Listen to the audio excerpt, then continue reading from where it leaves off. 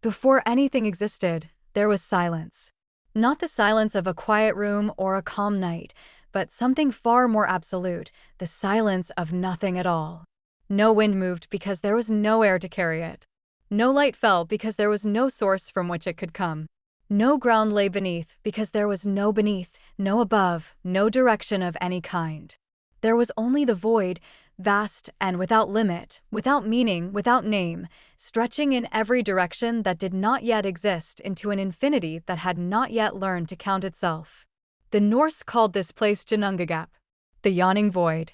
The word itself carries weight, a kind of breathlessness in its syllables, as though even the act of naming it requires you to open your mouth wide and let the emptiness pour in.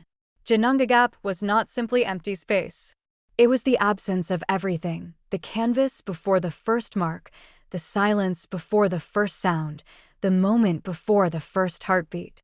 And it had been this way for longer than time, which had not yet begun, could possibly measure. But Ginnungagap was not entirely alone. At its northernmost reaches, if north could be said to exist in a place without direction, there was Niflheim. And Niflheim was cold. Not cold in the way that winter is cold, not cold in the way that frost bites at exposed skin. This was a cold so fundamental, so ancient and complete, that it seemed less like a temperature and more like a fact of existence. 11 rivers poured out of Niflheim, rivers that the Norse called the Ilivigar, and as these rivers flowed southward into the great void, they began to slow and thicken and freeze, and the ice that formed from them was like no ordinary ice.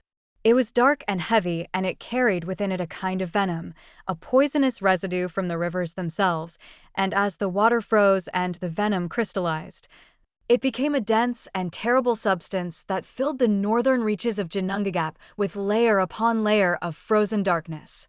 At the southern end of the void, equally far in the other direction that was not yet south, there was Muspelheim.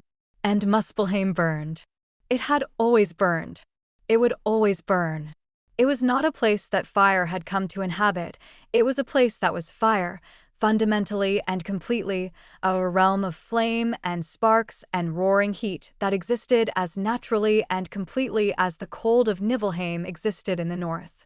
The guardian of Muspelheim was a being called Surtur, ancient beyond reckoning, seated at the border of his burning realm with a sword of fire that blazed so brightly it hurt to contemplate. Surtur had been there from the beginning. He would be there at the end. He is a figure who bookends existence itself, and we will come back to him. Between these two extremes, the glacial dark of the north and the roaring fire of the south, the void of Ginnungagap waited. And then, slowly, over spans of time that had no name because time itself was still being invented, the cold from Niflheim crept southward and the heat from Muspelheim crept northward, and they met somewhere in the middle of the great emptiness. Where the ice met the fire, something extraordinary began to happen. The ice began to melt. And as it melted, as the frozen venom of the Ilivigar rivers began to thaw and drip and shift, the droplets did not simply become water.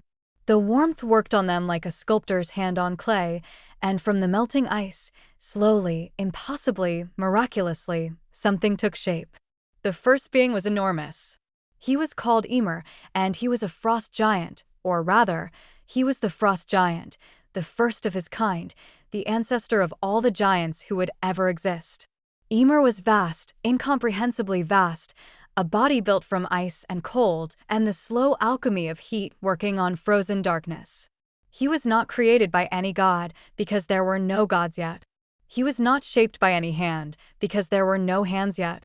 He arose from the simple, brutal physics of cold meeting heat in the darkness, and he was alive in the way that primordial things are alive, without consciousness of himself, without purpose, without understanding, simply existing in the way that a mountain exists, or a glacier, or a storm. Ymir slept. And as he slept, he sweated. And from the sweat that gathered under his left arm, two beings emerged, a man and a woman, the first of the frost giants born from a single body. And from one of his legs, or from the friction of one leg against the other, depending on which tradition you follow, another being was born, a being with 6 heads, another giant, the ancestor of the race of frost giants that would populate the early world. These were the Hrimthursar, the Rime giants, the Frost giants, and they were older than the gods, older than the world, older than almost everything, children of cold and void and the slow thaw of ancient ice. But Ymir was not the only being to emerge from the melting ice. As more of the glacial substance dissolved in the spreading warmth, a second figure took shape from the dripping water, a great cow, enormous and patient, and her name was Audhumla. She was not born the way creatures are born, from a mother's body, from an egg, from a seed. She simply condensed out of the melting ice as though the universe had decided that something must eat and something must be nourished, and so it provided both the food and the creature to eat it in the same moment of creation. Audhumla gave her milk to Ymir. For rivers of milk flowed from her, and Ymir drank from them and grew, and the frost giants born from him drank as well, and in this way the first family of primordial beings sustained itself in the void. But Audhumla herself needed nourishment, and what nourishment could there be in a world that was barely a world at all? She found salt. The blocks of salty ice that formed the substance of the frozen void contained within them a richness she could taste, and she began to lick those salty ice blocks, slowly and patiently, the way a cow licks at a salt lick, calm and deliberate and steady. On the first day that Audhumla licked the ice, a shape began to appear within it. On the second day, the shape became clearer, something unmistakably like a head emerging from the frozen mass. On the third day, the figure was fully revealed, a being unlike Ymir, unlike the frost giants, something different in kind and quality and nature. His name was Buri, and he was the first of the gods. Buri was tall and powerful and handsome in a way that the frost giants were not. He had a son named Bor, though the traditions are silent on where Bor's mother came from, on whether she was conjured from the same mysterious processes that had produced everything else, or whether she was simply assumed into the story without explanation, as origins sometimes must be. Bor in turn took a wife, a giantess named Bestla, daughter of the frost giant Bullhorn, and from Bor and Bestla came 3 sons. Their names were Odin, Vili, and Vi. These 3 brothers were the first of the Asir gods, the first of the divine family that would shape the world and rule the heavens and carry the Norse cosmos on their shoulders. Odin was the eldest, and even in these earliest moments, before the world had taken its final shape, there was something in him that set him apart. A hunger, an intensity, a willingness to pay any price for knowledge and power. His brothers Vili and Vi were strong and capable, essential partners in what was to come, but it was Odin around whom the story would turn, Odin whose name would echo through every age of the world that was about to be made. The 3 brothers looked at Ymir, the ancient frost giant who had existed since before the gods themselves, who had grown enormous on Audhumla's milk, whose descendants had filled the void with the clatter and noise of giant life, and they made a decision. Ymir had to die. There is no negotiation in this moment, no recorded debate about whether it was just or right. The sources are matter-of-fact about it in a way that is almost startling. Odin and his brothers killed Ymir, and from his body they made the world. The blood that poured from Ymir's wounds was so vast in quantity that it drowned nearly all of the other frost giants.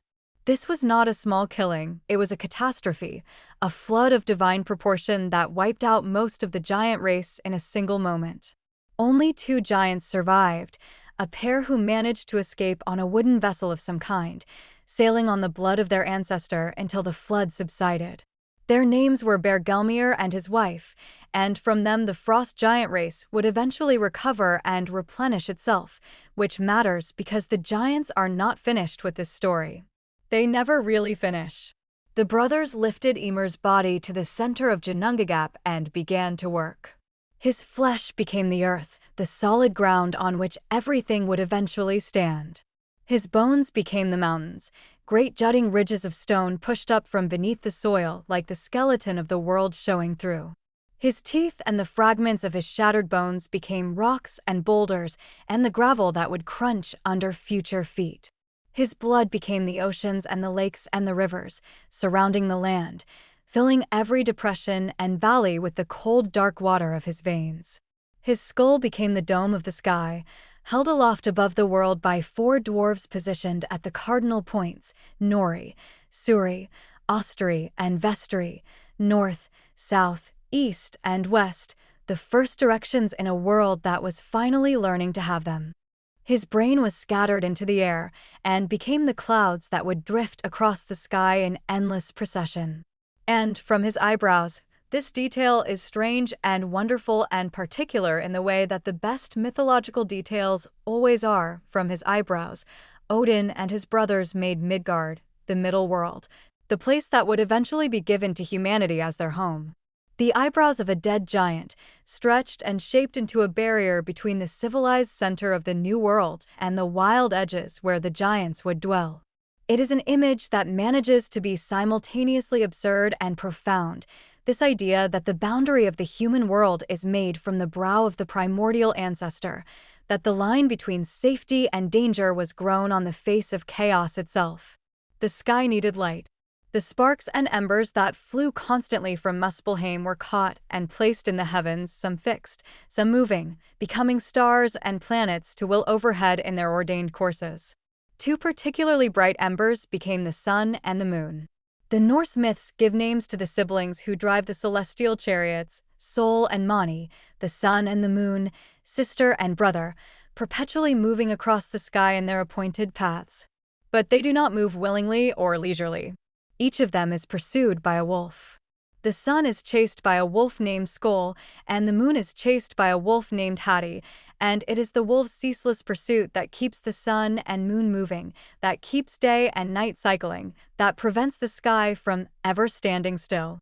In the deep future, when the boundaries of existence begin to break down, those wolves will finally catch what they have always chased. But that is still far away. The world now had a shape. It was imagined as a great disk, or something like a disk, though the Norse conception of it was less about geometry and more about relationship. The connections between places and the characters of those places mattered more than their precise arrangement in space. At the center of the world, or perhaps beneath it, or perhaps both, there was a tree. The tree was called Yggdrasil, and it was the greatest thing that existed or would ever exist. It was an ash tree, immense beyond the capacity of any measurement to capture, its crown spreading into the heavens and its roots reaching down into the deepest foundations of existence. Yggdrasil had 3 great roots, and each root reached to a different place. One root extended into Asgard, the realm of the gods, and beneath that root lay a well, the Well of Urd, where the Norns lived. The Norns were 3 women who controlled fate.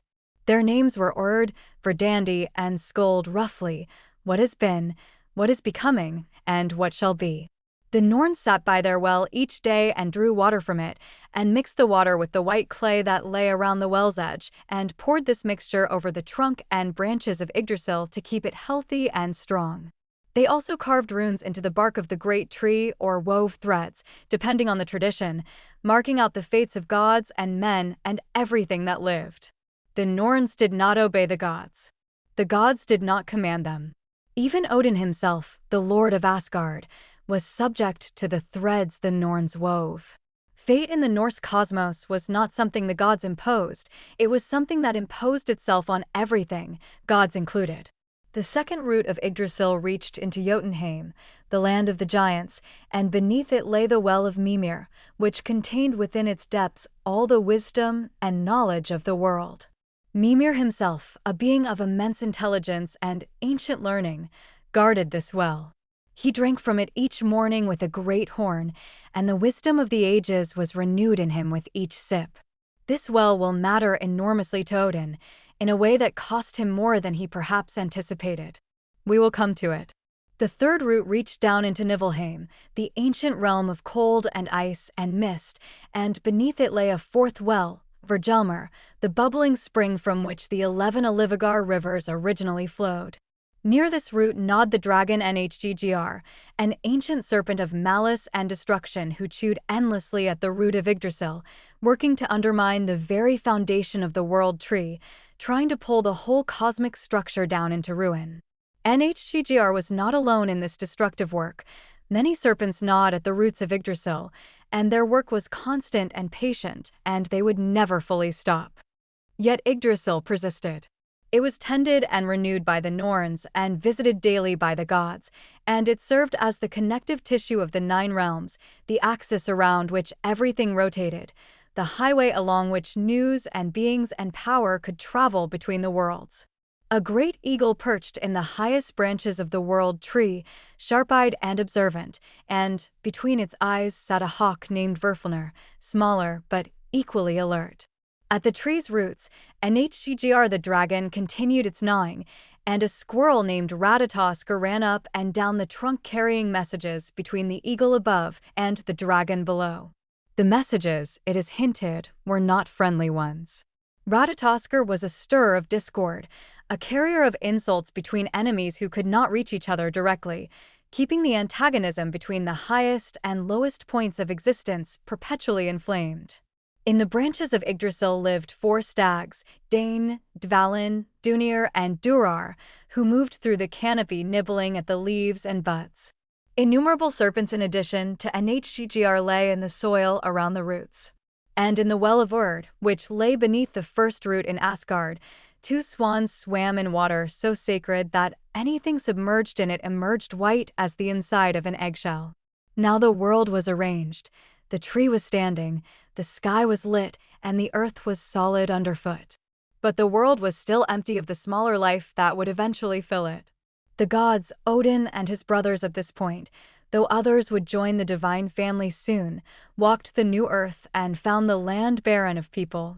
2 trees stood on the plain, an ash and an elm, or possibly 2 other kinds of wood. The sources vary slightly, and the brothers stopped before these trees and looked at them, and something moved in Odin's mind. Some combination of generosity and purpose, and that endless creative hunger that defined him. He gave them breath and life. Vili gave them intelligence and the capacity for movement. Vi, or in some tellings, a slightly different formulation of the brothers' gifts, gave them form and good color, hearing and sight, speech, and the ability to feel. The ash tree became a man, and his name was Ask. The elm became a woman, and her name was Embla. And from these 2, all of humanity descended. The gods gave Ask and Embla Midgard to live in, the middle world, that zone bounded by Ymir's eyebrows that sat between the ordered realm of the gods and the wild periphery of the giants. It was a gift and also a placement, an assignment of humans to their particular corner of the cosmic order, close enough to the divine to be touched by it and shaped by it, far enough from both the celestial heights of Asgard and the primal chaos of Jotunheim to carve out something that was distinctly their own. And so the 9 realms were established, though numbering them and naming them all is itself a kind of cosmological act that the myths approach with some variation. Asgard stood at the top, realm of the Aesir gods, connected to Midgard by the Bifrost, the rainbow bridge that shimmered with color and burned with a heat that prevented giants from using it as a road.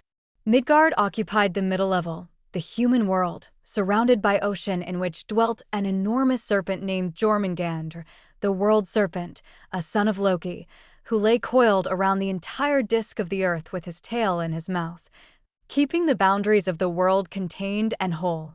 Below Midgard was Niflheim, the realm of cold and mist, and within Niflheim, or connected to it, was Hell, not a place of punishment in the way that the Christian conception of hell operates, but simply the realm of the dead, the place where most people went when they died, regardless of whether they had been good or bad in life. Hel was ruled by a figure also named Hel, a daughter of Loki, half her body the normal color of living flesh and half corpse pale or corpse dark, depending on the source. She was solemn and dutiful in her management of the dead, not cruel but not warm, running her realm with a kind of administrative inevitability. Most of the dead spent eternity in Hell, living a kind of shadow life, a dim echo of the existence they had known above. Jotunheim, the realm of the giants, lay beyond Midgard's eastern boundaries, a vast and wild land of forests and mountains and cold rivers. The frost giants and rock giants who lived there were not uniformly evil. The Norse myths are more nuanced than a simple good gods versus evil giants framework would suggest. But they represented the forces of chaos and wildness and unchecked nature that stood in perpetual tension with the order that the gods tried to maintain. Muspelheim burned in the south. Alfheim, realm of the light elves, gleamed somewhere adjacent to Asgard. Svartalfheim or Nidavellir, the realm of the dwarves, lay beneath the earth, a complex of mines and forges where the greatest craftsmen in the 9 realms worked their extraordinary art. Vanaheim, the realm of the Vanir gods, occupied another corner of the cosmic map, home to a second divine family whose relationship with the Aesir was complex and would eventually define much of what the Aesir became. The Vanir deserve explanation here, because they are not a footnote, they are central. The Aesir, Odin's family, were gods of war and wisdom and kingship and the social order. The Vanir were gods of a different kind, fertility and the natural world, the sea and the wind, agriculture and the turning of the seasons, the magic that lives in growing things. Their chief deities were Njord, god of the sea and wind, and his 2 children Freyr and Freyja. Freyr was the god of sunshine and fertility, of the harvest and the prosperity of the land. Freyja was the goddess of love and desire and also, crucially, of a particular kind of magic called seed, a form of prophetic and shamanic practice that the Norse associated with the Vanir. There was a war between the Aesir and the Vanir, the first war in the world, and the sources are fragmentary enough that its causes are somewhat obscure. But a key figure in the conflict was a woman named Eir, also called Gullveig, who came to Asgard practicing seed magic, which the Aesir regarded with a mixture of fascination and contempt. It was seen as unmanly, or at least as belonging to a different order of power than the direct force the Aesir gods embodied. The Aesir attacked Gullveig. They burned her. And when she burned, she was reborn. They burned her again. She rose again. 3 times she burned and 3 times she rose from the fire, and by the 3rd resurrection she had become something else, something refined and powerful that called herself Eir, a being of radiant power who practiced her magic freely. Whether this violence against Gullveig was the direct cause of the war or merely one episode in a longer grievance is unclear. What is clear is that the war happened, that it was fierce and indeterminate, that neither side achieved a clean victory, and that eventually both sides grew tired enough of fighting that they sat down and made peace in the most binding way available to them. They exchanged hostages.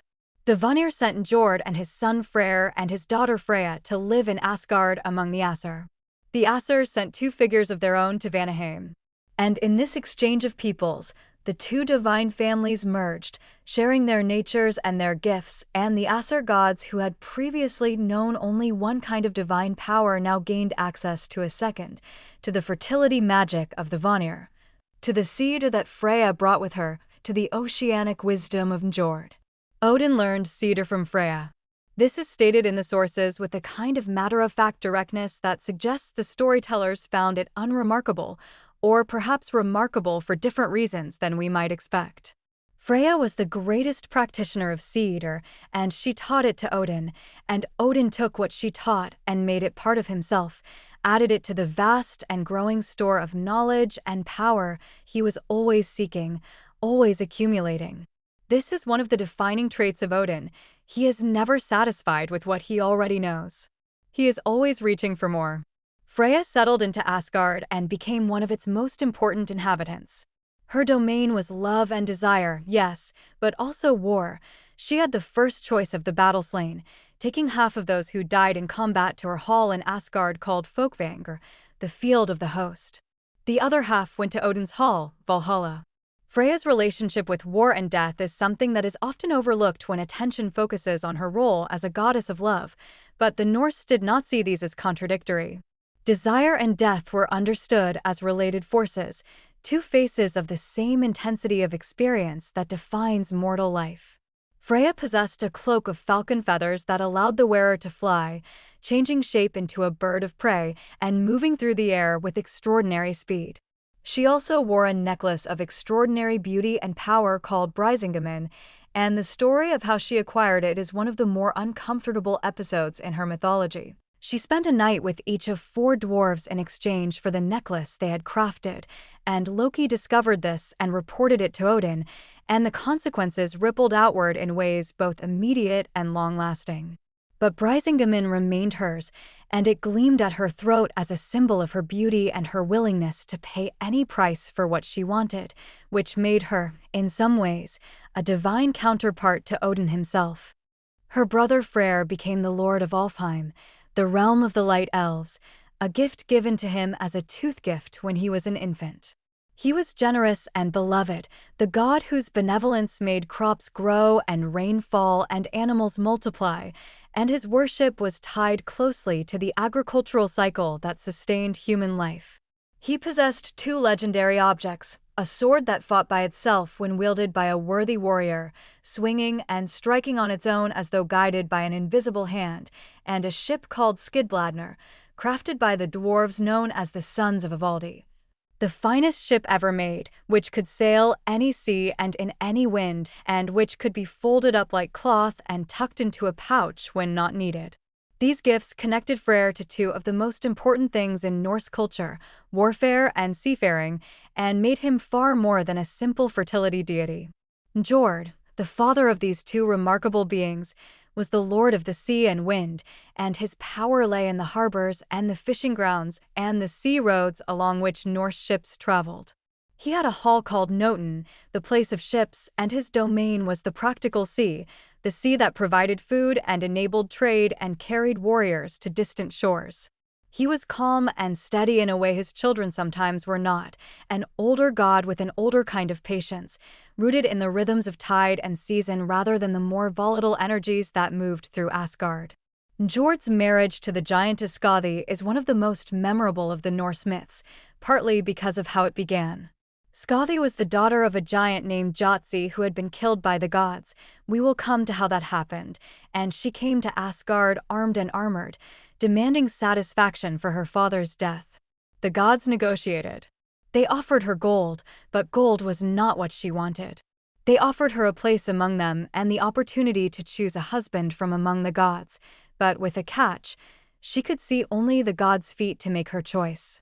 She looked at the feet and chose the pair she found most elegant and beautiful, reasoning that they must belong to Baldur, the most beautiful of the gods. But the feet belonged to Njord, and so Njord and Skadi were married. The marriage did not last, or rather it lasted, but evolved into something more like a partnership of separate lives than a shared household. Skadi was a creature of mountains and snow, a huntress who moved through winter landscapes with skis strapped to her feet, and she found Njord's coastal home of Noten unbearable: the screaming gulls, the smell of salt and fish, the endless movement of water.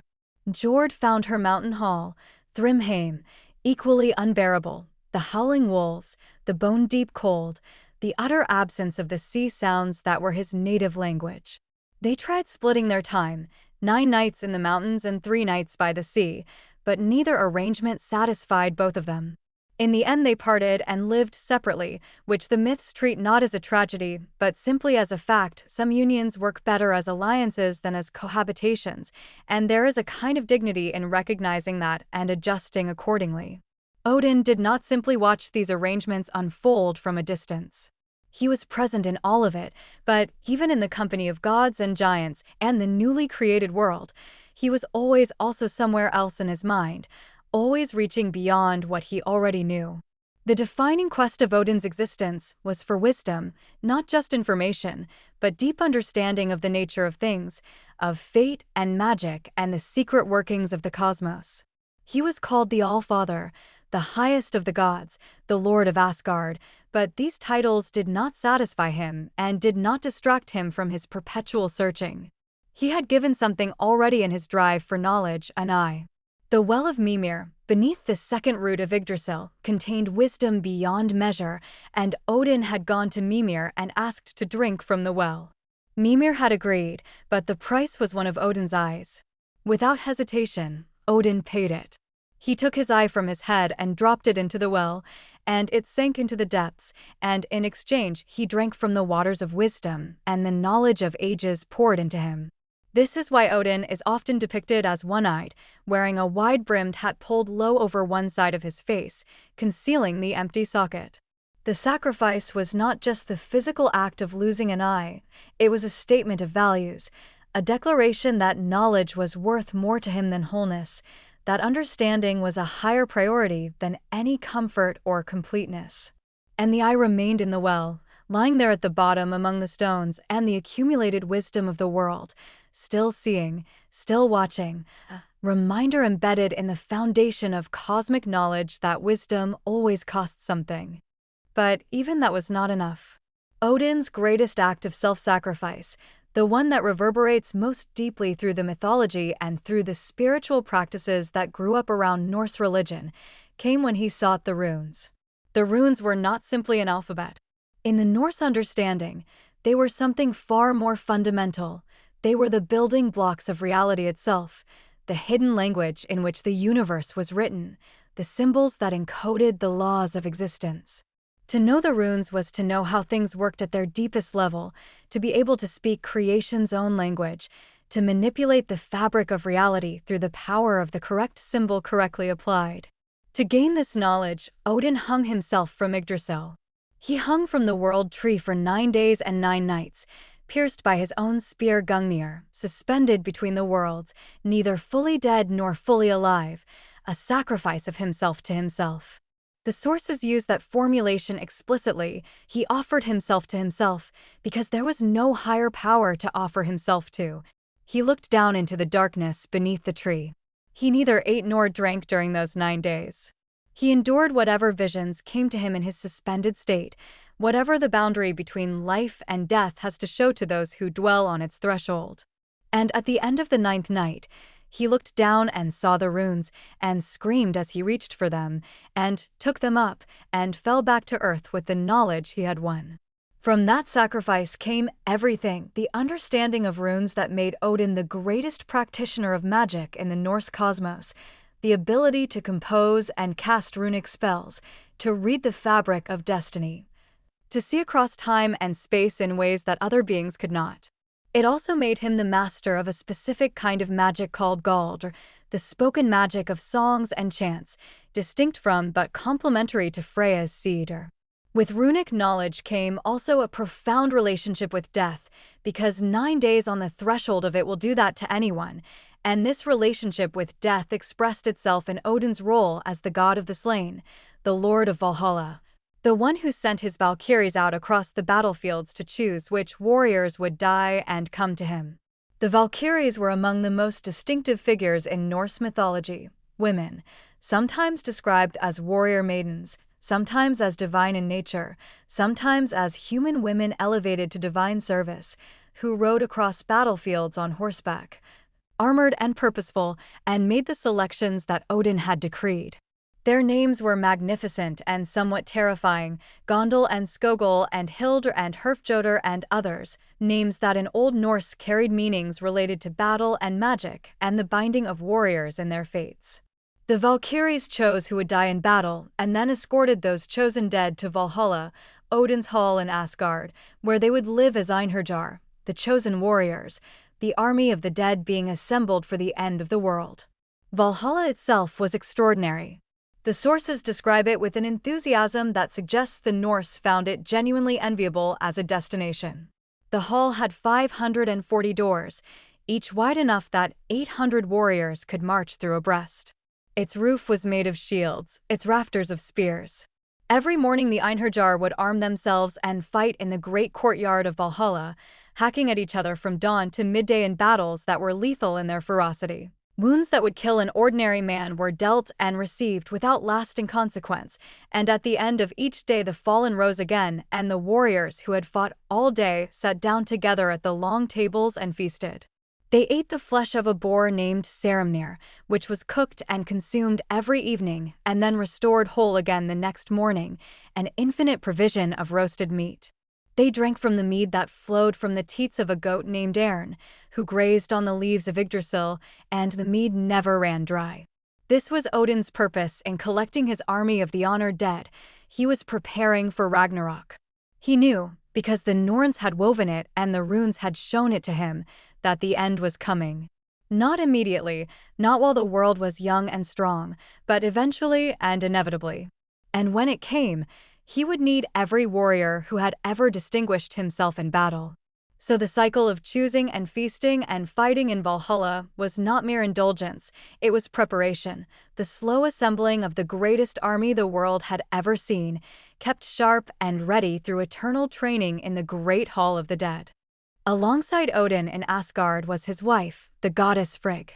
She is a figure who deserves more attention than she is often given, overshadowed as she sometimes is by the more dramatic personalities of her husband and the other gods. Frigg was the queen of Asgard, the highest of the goddesses, and she possessed a knowledge of fate that was equal to or possibly greater than Odin's own. The myths say explicitly that she knew the fates of all beings, all events, everything that was to come. But she did not speak of it. This silence was not ignorance, it was choice, a profound and deliberate restraint that made her in some ways more powerful than those who spent their time proclaiming their wisdom loudly. Frigg knew and did not say, and the weight of unspoken foreknowledge is in many ways a heavier burden than any of the more active sorrows the myths describe. She had her own hall, called Fensalar, the Fen Halls, a place associated with water and marshland, a liminal space between solid ground and the reflective surface of still water. She had attendants, goddesses who served in her court, each with their own domain and character. Fulla was her handmaiden, who carried her box of secrets and knew her mistress's thoughts. Gna carried messages between the worlds for Frigg, riding a horse called Hofvarpnir who could travel through air and over water.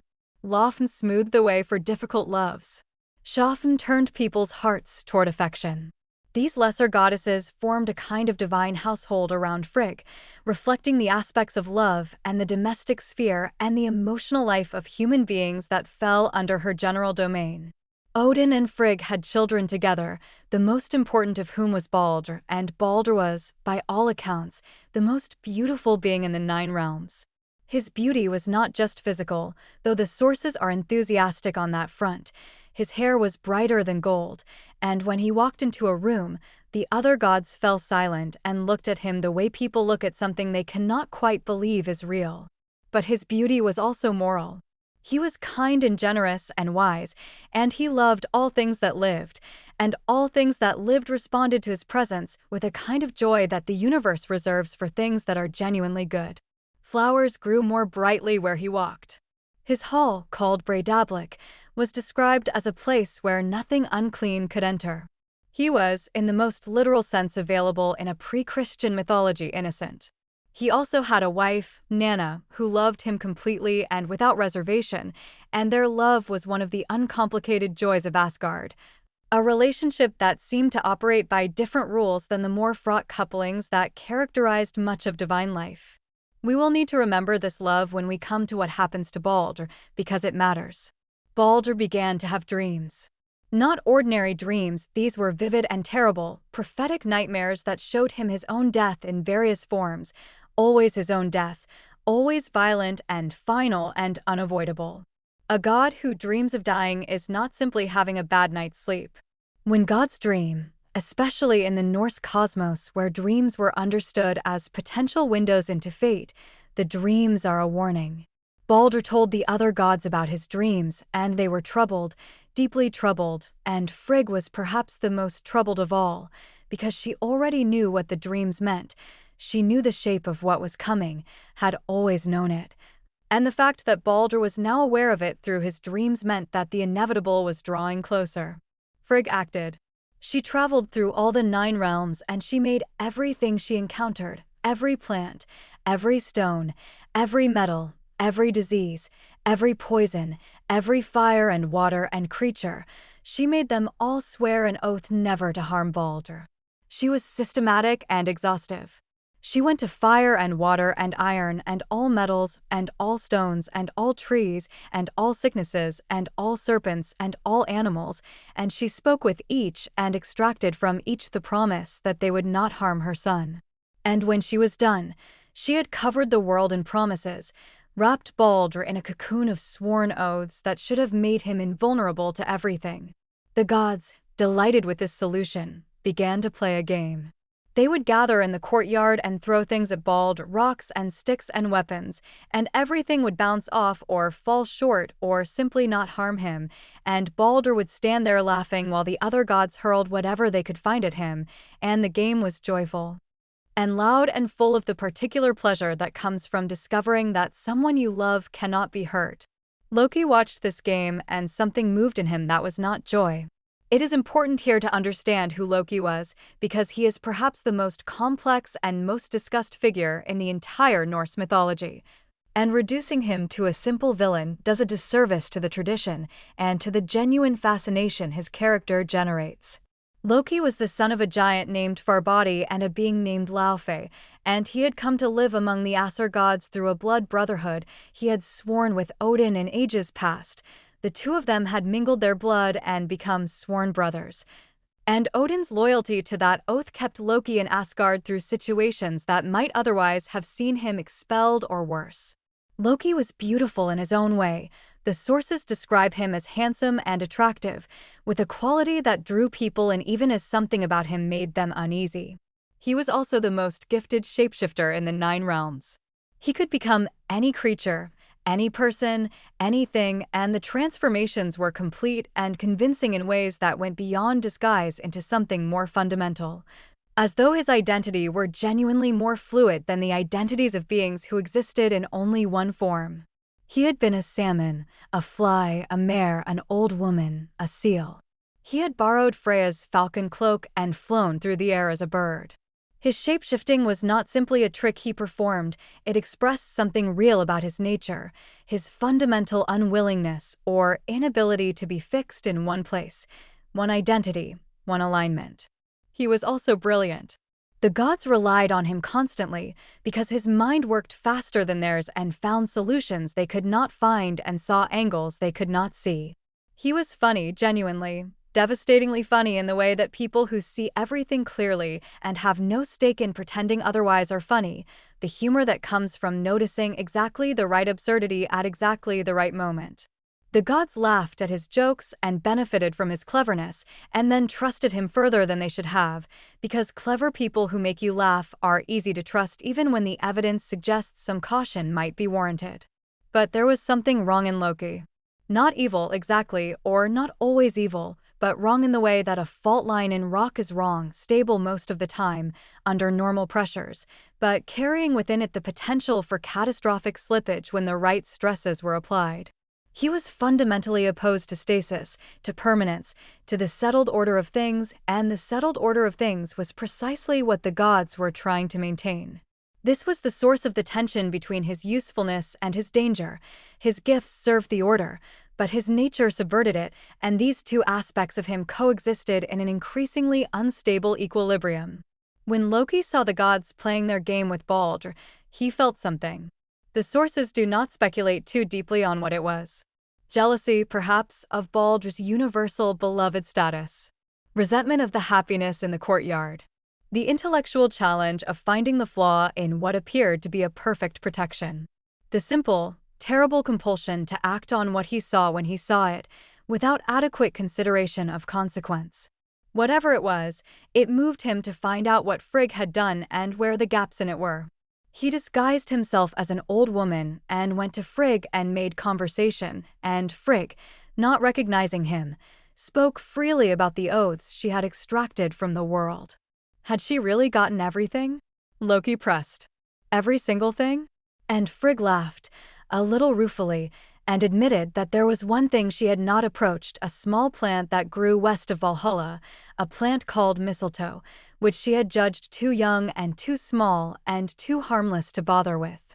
It had seemed so insignificant. She had not even considered it worth the effort of a formal oath. Loki left. He went to where the mistletoe grew and he cut a branch of it, and he shaped it, carved it, worked it into something with a point, a dart or an arrow or a simple sharpened shaft. The exact form varies between sources. And he returned to the courtyard where the gods were playing their game with Baldur, and he approached Baldur's blind brother, a god named Hr, who stood at the edges of the game unable to participate because he could not see to aim. Loki offered to help. He guided Hr's hand, positioned the mistletoe dart, and told him to throw.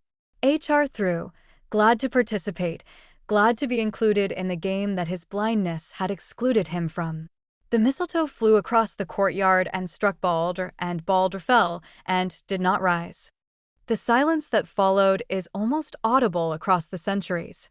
The gods stood in the courtyard and looked at what had happened and could not process it, because the thing they were looking at was impossible. They had made it impossible. And yet here it was. Baldur was dead. Frigg, who had always known and had tried to prevent it, now faced the truth she had been living beside for however long her foreknowledge had been carrying it. She did not fall apart. She asked whether there was anyone willing to ride to Hel, to make the journey into the realm of the dead and speak to Hel herself and offer a ransom for Baldur's return. Because even in death, perhaps, there was a way. Perhaps the oaths that protected him in life could be extended into death. Perhaps the grief of all the world was enough to move even the implacable Lady of the Dead. A god named Hermr volunteered. He was a son of Odin, swift and brave, and Odin lent him Sleipnir, the 8-legged horse, the fastest creature in the 9 realms, who could travel between the worlds in ways that other horses could not. Sleipnir's birth was one of Loki's more extraordinary transformations, and we will come back to it, but in this moment Sleipnir was simply the means by which Hermr could reach Hel quickly enough to matter. Hermr rode. He rode for 9 days and 9 nights through deep valleys and dark forests, through a world that grew progressively more shadowed and cold and quiet. He crossed the river Joel on a bridge roofed with gleaming gold, and on that bridge stood a maiden named Mgr, the guardian of the bridge into the realm of the dead. She told Hermr that 5 entire companies of dead men had crossed her bridge on the previous day and had not made so much noise as he alone. She asked why he was riding toward Hel. He told her. She directed him further, toward the north and downward, and eventually he came to the gates of Hel's realm, the great barred gates, Helgrind, which stood between the living and the dead. Sleipnir jumped. The horse that could travel between worlds cleared even the gates of Hel in a single leap, and Hermr rode into the hall of the dead and found Baldur sitting in the place of honor at the high table, and sat down with his brother and spent the night talking. In the morning he went to Hel and made his case. Baldur was the most beloved being in the 9 realms. All the gods were inconsolable. The world was darker for his absence. Would she not return him? Hel considered. And she made a bargain. If every being in the world, every creature, every plant, every stone, everything that lived, if every single one of them would weep for Baldur, then she would release him. The grief of all creation would be sufficient to ransom him back to life. But if even one thing refused to mourn, he would stay in her hall. Hermr rode back with this answer, and the gods sent messengers throughout all the 9 realms, and everything wept. The trees wept, their leaves wet with rain that was not rain. The stones wept, moisture seeping from their surfaces. The animals wept, great tears running down the faces of creatures that did not usually weep. Everything the messengers found, every being they approached, joined in the mourning for Baldur, because Baldur had been loved by everything, and the love was real, and the grief was real, and the world was truly bereaved. And then the messengers found, in a cave somewhere in the world, an old woman. Her name was KK, and when the messengers asked her to weep for Baldur, she refused. She said, bluntly and without apparent emotion, that Baldur had never done anything for her, and she saw no reason to weep. Let Hel keep what she had. KK shed no tears, not even the driest tearless grief that might count as mourning. She refused entirely. The messengers returned, and the gods knew what the old woman's refusal meant. Baldur would not return. And the gods knew, though the sources leave it somewhat implicit, that KK was Loki. He had disguised himself one more time and traveled ahead of the messengers and positioned himself in the gap, the one point of failure in the network of grief, and he had spoken the words that kept Baldur in the land of the dead.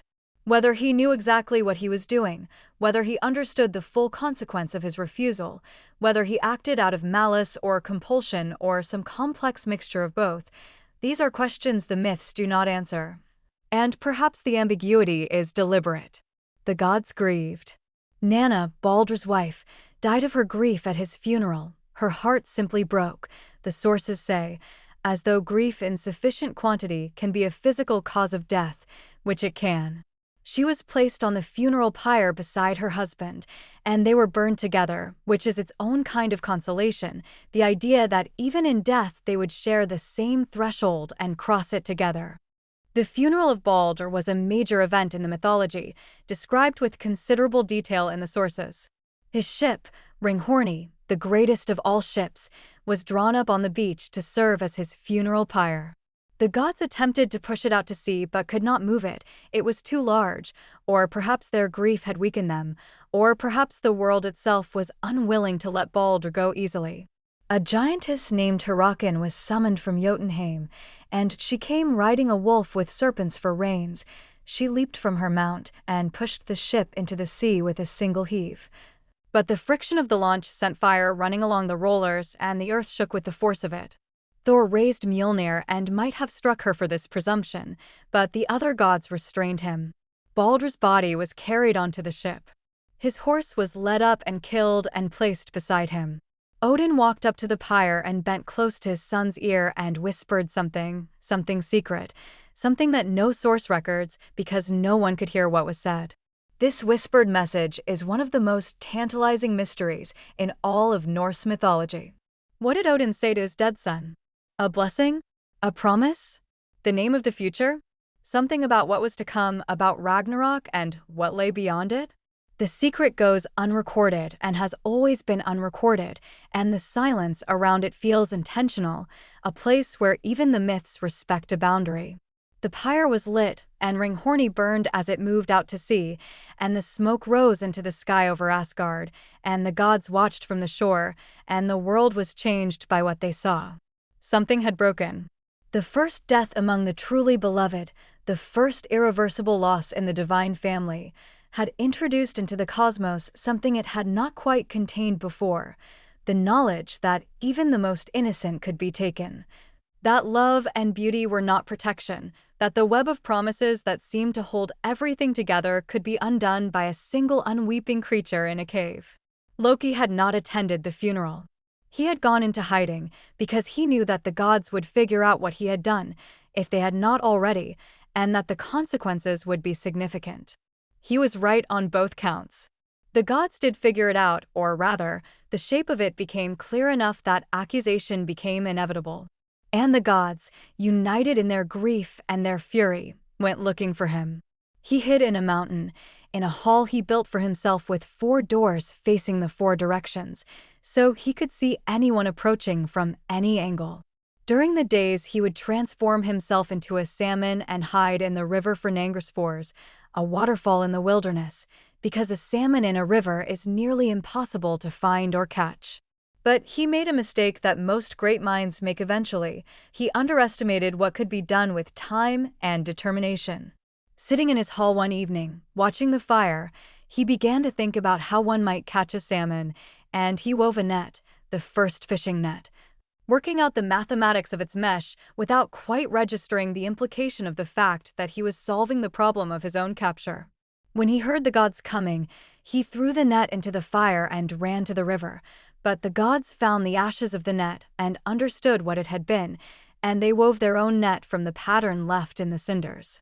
They drove him through the river with the net, and he leaped over it once, and they adjusted, and he leaped again, and Thor grabbed him mid-leap, gripping him behind the tail, which is why salmon taper there, the myth explains with characteristic matter-of-factness. A casual ideological aside delivered in the middle of a divine manhunt. They had him. The punishment the gods devised for Loki was extreme, but the Norse cosmos has always understood punishment as proportionate to transgression. And the transgression here was not merely the death of Baldur, but the destruction of the one thing in the divine family that had been truly innocent, truly safe, truly beyond the reach of loss. They took him deep underground, into a cave, and they bound him to 3 stones with the entrails of his own son Narfi, who had been killed for this purpose. The entrails hardened into iron fetters, and Loki was fixed in place. Over his face they placed a serpent whose venom dripped directly onto him, an endless, burning agony. His wife Sigyn stayed. This is perhaps the most quietly devastating detail in all of Norse mythology. Sigyn, who had done nothing wrong, who had not caused any of this and could not change any of it, sat beside her bound husband in the cave and held a bowl to catch the venom before it fell on his face. She could not hold the bowl indefinitely. She had to turn away to empty it when it filled, and in those moments the venom fell on Loki and he writhed in pain, and his writhing shook the earth. And the humans above, who did not know the cause, felt the ground tremble beneath their feet and called it earthquakes. Sigyn's love expressed as this patient, terrible service, the holding of a bowl in a cave for what would turn out to be the rest of this age of the world, is a portrait of loyalty that offers no comfort, no reward, no narrative resolution. Just the bowl and the cave and the dripping venom and the woman who stayed. But before we arrive at the full weight of what Loki had already done and what the consequences would ultimately be, it is worth going back, because the Norse myths are not a strictly linear narrative. They are more like a rich and complex web. And many of the threads that lead to these dark outcomes were woven much earlier, in stories that seemed at the time to be adventures or comedies or simply the normal chaos of divine life. The story of how Loki came to have children who would help unmake the world is one of those threads. Loki had two families. With his wife Sigyn, he had children who were fully of Asgardian kind, Narfi and Nari, whose fates were bound up in the punishment we just described. But in Jotunheim, with a giantess named Angerboa, he had three other children, and these three were not simply children. They were forces. The first was Fenrir, a wolf. He was born as a wolf and grew at a rate that alarmed even his divine father, every day larger, every day stronger, every day more difficult to manage. The second was Jormungandr, the world serpent, who was cast into the ocean by Odin and grew there until he encircled the entire disk of the earth, tail in his mouth, holding the boundaries of the world in his coils. The third was Hel, who was consigned by Odin to rule the realm of the dead in Niflheim, given authority over 9 worlds of the deceased, charged with housing all those who died of illness or old age or accident rather than in battle. 3 children, 3 extraordinary beings, each placed in their assigned position in the cosmic order as though they could be managed through appropriate placement. It did not work, or rather it worked only temporarily, which amounts to the same thing when you are thinking about the scale of a universe. Fenrir's story deserves particular attention because it is one of the most psychologically complex episodes in Norse mythology, an account of how good intentions and genuine fear can combine to create the very outcome they were trying to prevent. Fenrir grew up among the gods in Asgard because Odin had decided that keeping him close and under divine observation was safer than letting him grow unchecked in the wild. Most of the gods were afraid of the wolf and kept their distance, but Tyr, the god of war and law, a figure of extraordinary courage, would go to Fenrir and feed him each day. This daily contact between the god of law and the wolf of chaos was one of the more unlikely relationships in Asgard, and it mattered. Tyr was the oldest war god in the Norse tradition, older in concept perhaps than Odin's association with battle, rooted in the Proto-Germanic divine figure Tawaz, who presided over the ordered, lawful aspects of warfare, contracts and oaths, and the rules that govern conflict rather than the wild frenzy of it. He was one-handed, and the story of how he lost his hand is inseparable from the story of Fenrir's binding. The gods decided that Fenrir had to be bound. He was too large, too strong, growing too fast, and the prophecies about his role in the final destruction were clear enough that waiting for him to grow into his full potential seemed like an unacceptable risk. They tried first with a chain called lading, which they presented to the wolf as a game. Could he break free of it? Fenrir looked at the chain and judged it no challenge at all, and allowed them to bind him, and broke free with the first flex of his muscles, and the gods laughed as though it had been a joke all along. They tried a second chain, heavier and stronger, called Dromi.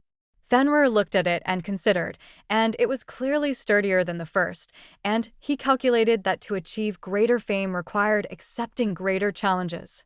He let them bind him again, and this time he shook himself hard and rolled and kicked out, and the chain shattered and fell from him in pieces, and the pieces flew so far in different directions that they became a saying among the Norse. To get loose from lading or to kick free of Dromi meaning to achieve something through great effort. The gods understood that conventional chains, however strong, would not hold Fenrir because his strength grew faster than their smithcraft. They sent a Svartalfheim to the dwarves and commissioned from them a binding unlike any that had ever been made. The dwarves crafted something called Gleipnir, and Gleipnir was made from 6 impossible things: the sound of a cat's footstep, the beard of a woman, the roots of a mountain, the sinews of a bear, the breath of a fish, and the spittle of a bird. These things do not exist, which is precisely why they were used, the impossible things, extracted and woven together by the most skilled craftsmen in the 9 realms, produced a ribbon of magic that was stronger than any chain made of real material. It looked like a thin strip of silk. It was smooth and soft and entirely unimpressive to look at. It was unbreakable. The gods brought Gleipnir to Fenrir on an island in a lake called Amsvartnir, and they showed him the ribbon and invited him to test his strength against it. Fenrir was suspicious immediately. A thin silk ribbon was not a credible challenge for a wolf of his size and strength, and the fact that the gods were presenting it as one told him something was wrong. He said he would submit to the binding only if one of the gods would place a hand in his mouth as a pledge of good faith. If the binding proved to be trickery, the god's hand would be the price paid. The gods looked at each other. They knew what they were asking. They were asking Fenrir to submit to a binding he would never escape, and they were making him a promise of good faith they could not keep, because the entire point of Gleipnir was that it would hold him forever. They were asking one of their own to offer a hand in guarantee of an oath that was already broken by intent. Tyr placed his hand in Fenrir's mouth. Fenrir allowed himself to be bound. And when he found he could not break free, when the soft ribbon held and held and held no matter how he strained and thrashed, he bit down. Tyr lost his right hand. The god of law and oaths sacrificed his sword hand to a necessary deception, to the requirement that someone accept the cost of what the gods had decided had to be done. The moral weight of this moment is not lost on the Norse tradition. Tyr's courage and his loss are recorded without ambiguity, acknowledged as a genuine sacrifice made in full understanding of what it meant. Fenrir was secured to a great stone slab called Joel, and a sword was propped upright in his mouth to keep his jaws open, and he lay there on the island, unable to move, howling with fury, and would lie there until Ragnarök. The stories say that the saliva flowing from his open mouth became a river called Van Hope, which feels like a dark joke that the mythology is entirely comfortable making.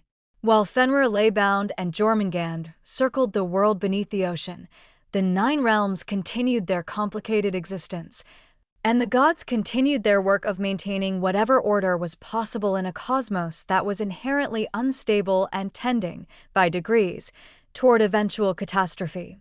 It is in this context, the long Middle Age of the world, between creation and destruction, that most of the great myths play out.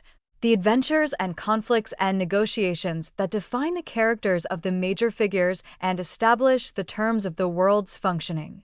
Thor occupies a central position in these middle period myths, and with good reason. He was the most physically powerful of the Asar gods, the son of Odin and a giantess named Jr, the earth itself, personified, and his character reflected this dual heritage in interesting ways. He was immense, enormously strong, with a red beard and an appetite for food and drink and combat that was as large as the rest of him. He was not subtle. He was not cunning in the way that Odin was cunning or Loki was cunning. But he was brave in a way that required no calculation, brave in the direct and uncomplicated way that enormous strength and absolute confidence in one's own power tends to produce. He had 3 possessions of particular note. The first was Mjolnir, his hammer, which was both a weapon and a tool and a sacred object, used to consecrate marriages and births, to hallow graves, to protect boundaries, to destroy giants, to call lightning from the sky. Mjolnir was forged by the dwarven brothers Sindri and Brakr, and the story of how it came to be made involves Loki, because so many stories involve Loki. In a fit of mischief that was perhaps not fully thought through even by Loki's standards, he crept up on Thor's wife Sif while she slept and cut off all her golden hair. Sif's hair was extraordinary, described as literally golden, shining like the sun, and Thor loved it and she was defined by it, And when she woke to find it gone and saw what had been done to her, Thor's fury was incandescent and immediate. He went directly to Loki and made it absolutely clear that the consequences of not finding a solution would be permanent and severe. Loki went to the dwarves of Svartalfheim, specifically to the sons of Ivaldi, the greatest craftsmen underground, and commissioned from them new hair for Sif, made of actual gold, spun into strands so fine they would move like real hair when she wore it. While he was there, he had the sons of Ivaldi craft 2 additional gifts for the gods, the ship Skidbladnir for Freyr and the spear Gungnir for Odin. Gungnir would become Odin's signature weapon, the spear he carried always, the one that never missed its mark. These were magnificent gifts, but Loki, never satisfied when there was an opportunity to make a situation more interesting and risky, made a bet with 2 other dwarves, brothers named Sindri and Brakr, that they could not craft 3 objects as fine as the sons of Ivaldi had made. The stakes of the bet were Loki's own head. Sindri and Brakr went to work. Sindri would work the forge and Brakr would work the bellows, and the bellows had to be kept pumping continuously without any pause if the enchantments were to hold and the objects come out right. Loki, watching this and fully aware that his head was the price of failure, transformed into a fly and bit Brakr's hand as he worked. Brakr kept pumping. Loki bit him harder, on his neck. Brakr kept pumping, barely flinching.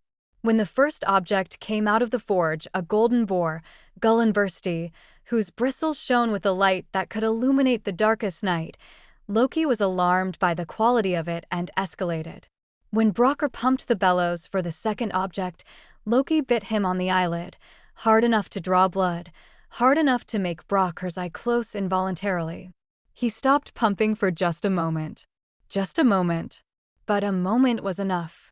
The second object, a golden ring called Draupnir, came out perfectly. Draupnir would drip 8 copies of itself every 9th night, an endless self-replicating source of gold wealth, and Odin would eventually receive it. But the third object, which should have been the greatest of all, came out with a flaw.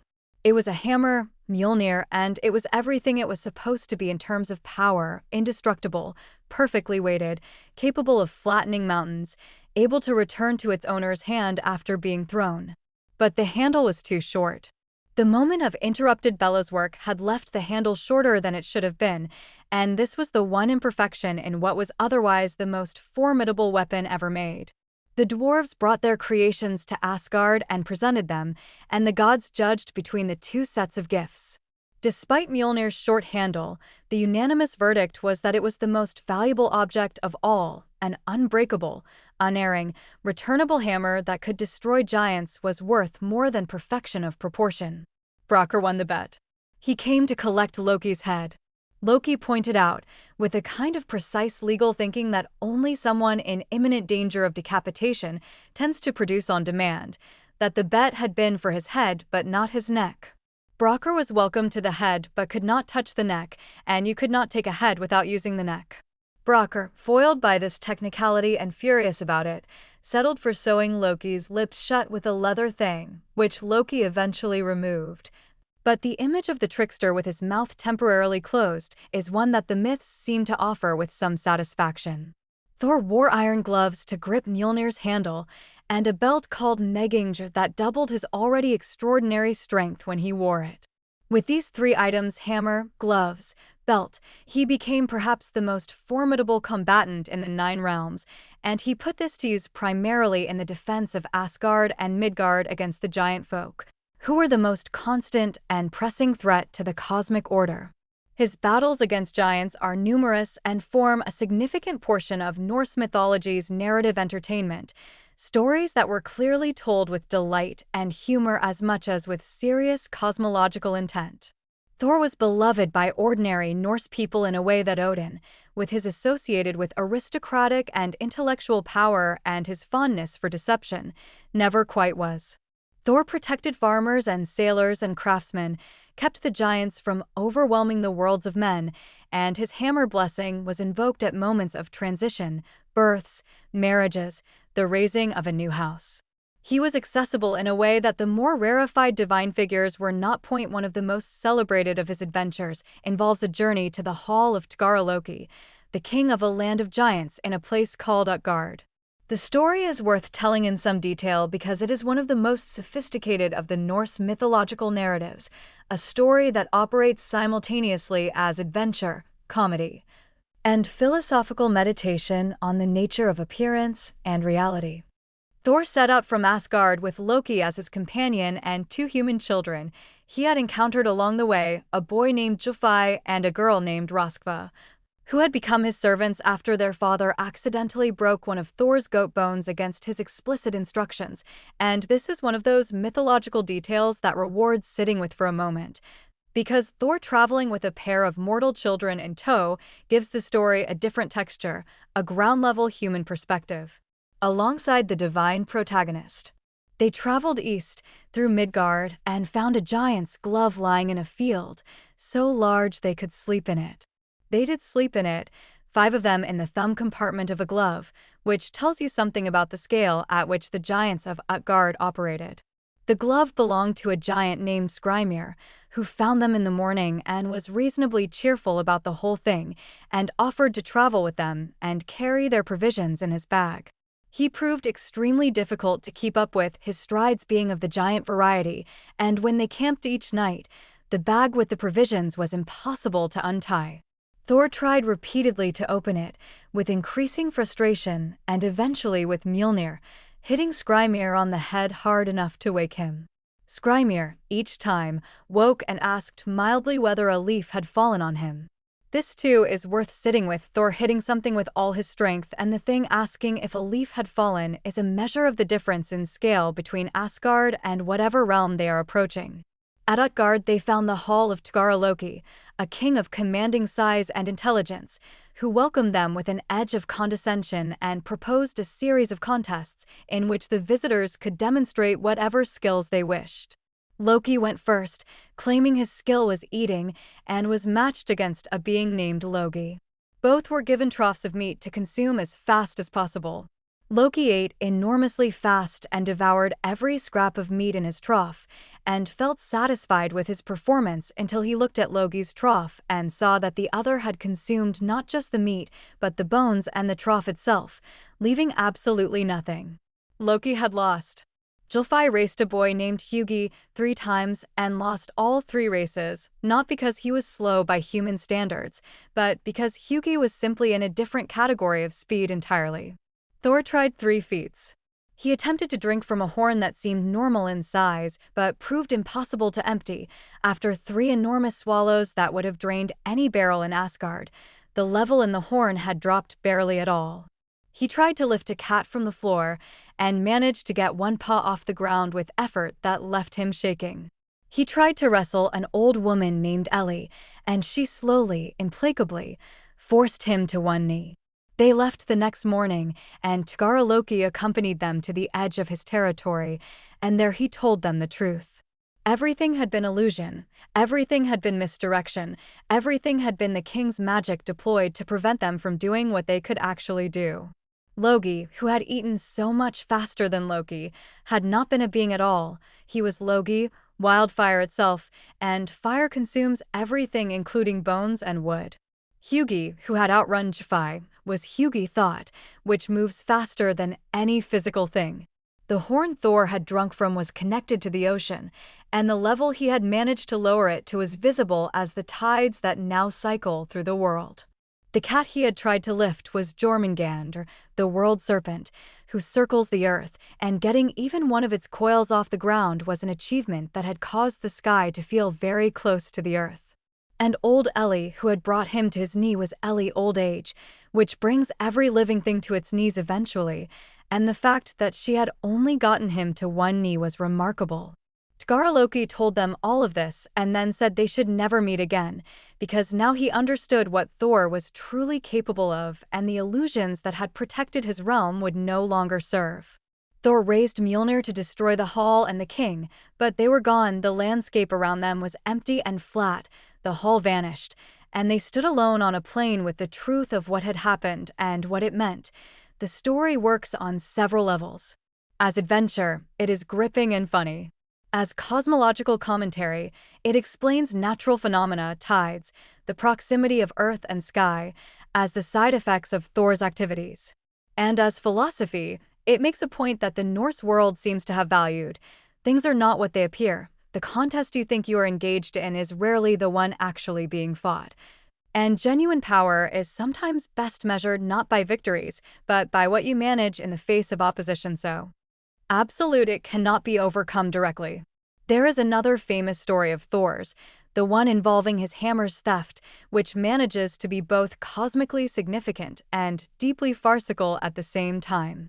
He woke one morning to find Mjolnir gone. This was not a small inconvenience. Mjolnir was the primary defense of Asgard against the giants, and its absence meant the walls were effectively undefended. Thor, who experienced emotions at the same volume he experienced everything, went immediately to Loki, who was his most frequent partner in crises of this nature.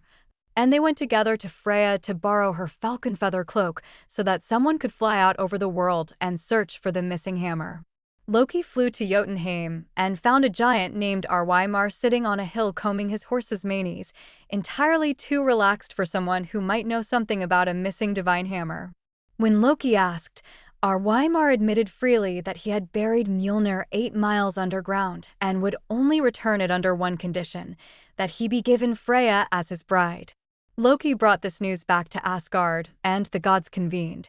And there was a moment when they looked at Freyja and considered the proposal with what may have been genuine deliberation before Freyja made it absolutely clear that she was not going to Jotunheim to marry a giant under any circumstances. And her fury was so fierce that her famous necklace Brisingamen broke and her hall shook. This was clearly a non-starter. They needed another plan. Heimdall, the watchman of the gods, who stood on the Bifrost keeping watch over all the 9 realms with eyes that could see 100 miles in any direction and ears that could hear grass growing and wool growing on sheep, offered the solution. He suggested that Thor dress as a bride. Put him in bridal clothes, veil him, deck him with jewels and the Brisingamen around his neck, and send him to Jotunheim pretending to be Freyja. Loki would go as the bride's handmaiden. Thor's reaction to this proposal was predictable. He objected, strenuously, on grounds that other gods would mock him, that it was undignified, that he was a warrior and this was not what warriors did. Loki, with some justice, pointed out that without Mjolnir, giants were going to overrun Asgard. The dignity calculus shifted in the face of this argument. Thor put on the dress. The journey to Jotunheim was presumably eventful in ways the sources do not record, but when they arrived, Arweimar was delighted and preparations for the wedding feast began immediately. At the feast, Thor's disguise was put under some stress. He ate an ox whole. He ate 8 entire salmon. He ate all the delicacies that had been prepared for the women. He drank 3 barrels of mead. Arweimar was impressed, but slightly concerned, and Loki, as the handmaiden, explained with smooth efficiency that the bride had not eaten for 8 days because she was so excited about coming to Jotunheim, and the giant accepted this entirely.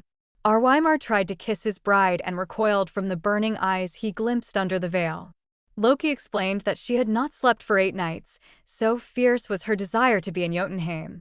The giant accepted this also.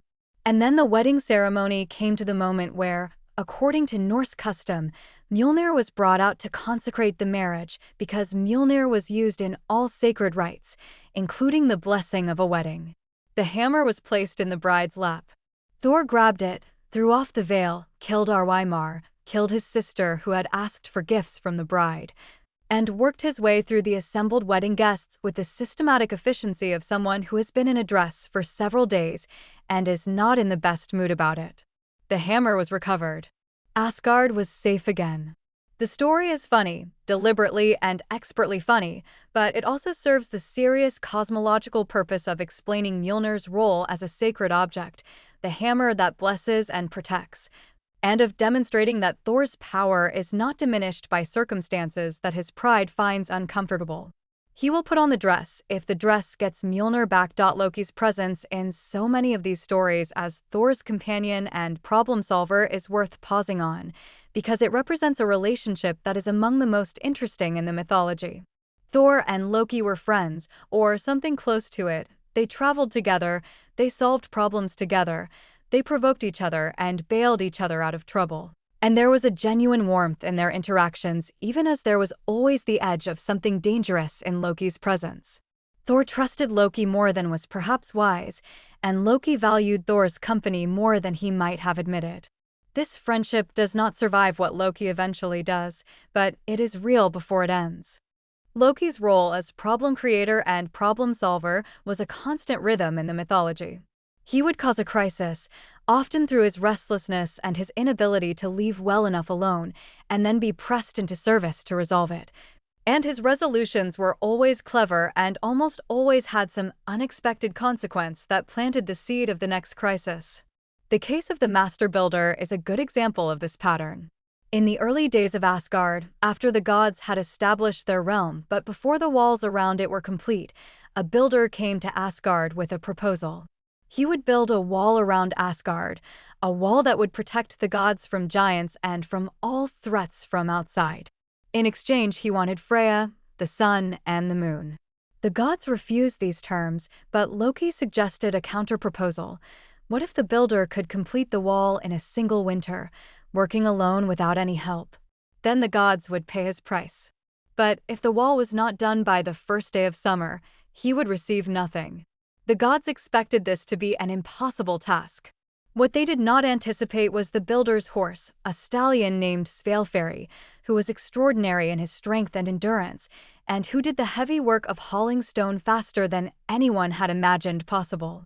As winter progressed and the wall rose with alarming speed, the gods realized that the builder was going to finish in time, and they were going to have to pay a price they could not afford and had never intended to pay. They turned on Loki, who had suggested the terms of the bet, and told him to fix it. Loki fixed it in the way Loki fixes things, by transforming himself into a mare in heat and running through the forest near where Svalfari was working, and the stallion, encountering this, left the building site in pursuit and did not return for the rest of the night, and the builder without his horse could not haul enough stone to finish by the deadline. The wall was not completed. The builder, revealed in his rage as a giant in disguise, Thor killed him with Mjolnir, which is the solution Thor applies to revealed giants, received nothing. Asgard was left with a nearly completed wall and a deal avoided through creative shapeshifting. But Loki as a mare produced a consequence of his own. He was pregnant. He disappeared for some time into the wild and gave birth, and what he gave birth to was a foal with 8 legs, Sleipnir, the greatest of all horses, who was given to Odin and became the Allfather's mount.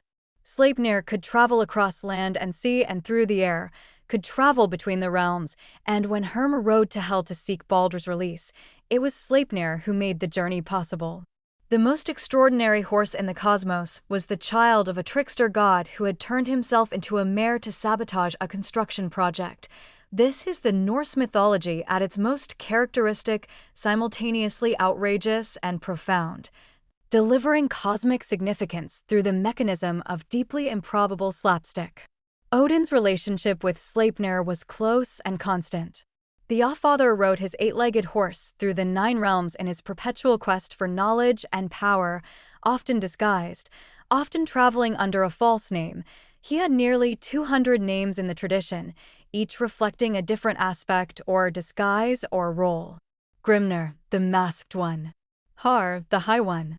Gangleri, the wanderer. Balverkr, the worker of evil. Grr, Ygg, Jafnhar. Each name was a mask, and the accumulation of masks tells you something about a god whose fundamental mode of existence was movement and concealment, and the gathering of information that others did not know he had. He traveled particularly through the human world, Midgard, appearing as an old man with a wide-brimmed hat and a staff, and one eye hidden, sitting at the threshold of halls where important things were happening, drinking from the cups that were offered to him and observing everything. He had 2 ravens, Hugin and Munin, Thought and Memory, who flew out every morning to circle the 9 realms and returned each evening to perch on his shoulders and whisper in his ears everything they had seen. He had 2 wolves, Jerry and Freki, who lay at his feet at the table, and he fed them all his food because he himself did not eat. Mead was his only sustenance, and his ravens brought him everything else he needed in the form of knowledge. His search for knowledge drove him into situations that less knowledge-hungry beings would have avoided entirely. There was the matter of the mead of poetry, which is one of the more remarkable stories in the tradition, and which explains the origins of the art that was perhaps most valued in Norse culture, the art of skaldic verse, the poetry that preserved history and honored kings and kept the culture's stories alive. After the end of the war between the Aesir and the Vanir, when peace was made, both sides had confirmed the peace by the most binding method available. They each spat into a great cauldron, and from the mixed spittle of all the gods a being was created. A man named Kvasir, who was so wise that there was no question he could not answer. He traveled through the world sharing his wisdom with anyone who asked, which was everyone, because the opportunity to ask any question and receive a true answer is one that most beings find irresistible. Kvasir came to the hall of two dwarves, Fjalar and Galar, who murdered him. They drained his blood into 3 vessels, 2 cauldrons called Sun and Bon, and a kettle called Rerir, and mixed the blood with honey to create a mead. Anyone who drank this mead would become a poet or a scholar. The wisdom of Kvasir, who had been made from the combined wisdom of all the gods, became something transmissible through drink. The dwarves then went on a killing spree of more conventional motivation. They killed a giant named Gillingur and his wife, and the giant's son, Suttinger, came to demand revenge. He captured the dwarves and set them on a reef at low tide to drown, and they bought their lives by giving him the mead. Suttinger carried it to his mountain, Nitjorg, and hid it in a chamber deep inside the rock, and set his daughter Gunnel to guard it. Odin came for the mead. He came as himself but disguised, and the approach was methodical and patient in a way that only someone who has hung from a world tree for 9 days learns to be patient. He arrived at the farm of Suttinger's brother Bogi and presented himself as a laborer, offering to do the work of 9 men in exchange for a drink of Suttinger's mead. He worked through the summer, and at the end of it held Bogi to the bargain, though Suttinger refused to share his treasure, so Odin and Bogi used a drill called Ruthi to bore a hole through the mountain. When the hole was made, Odin transformed himself into a snake and slid through the opening into the mountain's heart. There he found Gunnel, and he spent 3 nights with her, and each night she gave him 1 sip from the mead. Being Odin, his sips were thorough. He drank all of Sun in 1 sip, all of Bon in the next, and all of Rerir in the 3rd, consuming the entire treasure in 3 careful drinks. Then he transformed into an eagle and flew for Asgard. Suttinger saw him and transformed into an eagle himself and gave chase, and the race across the sky between 2 eagles, one carrying the poetry of the world in his stomach, was close enough to be dangerous.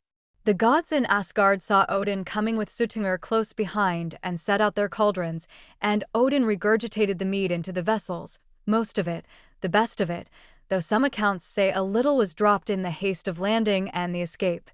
And this dregs of the mead was what was left for those poets who worked without divine inspiration, which is a characteristically Norse way of explaining why some poetry is better than others. The mead of poetry was distributed from Asgard to those whom the gods deemed worthy, to skalds and scholars and bards, the poets who preserved culture. Odin drank the best of it himself, and it fed his own capacity for song and prophecy and the hidden manipulation of events. Gunnel's role in this story is one that later reflection tends to find uncomfortable. For understandable reasons, she was deceived, her hospitality weaponized, the intimacy used as a means to an end. The sources do not editorialize much about this, but there is one stanza in the Havamal, the great collection of wisdom verses attributed to Odin, that gives something of her point of view.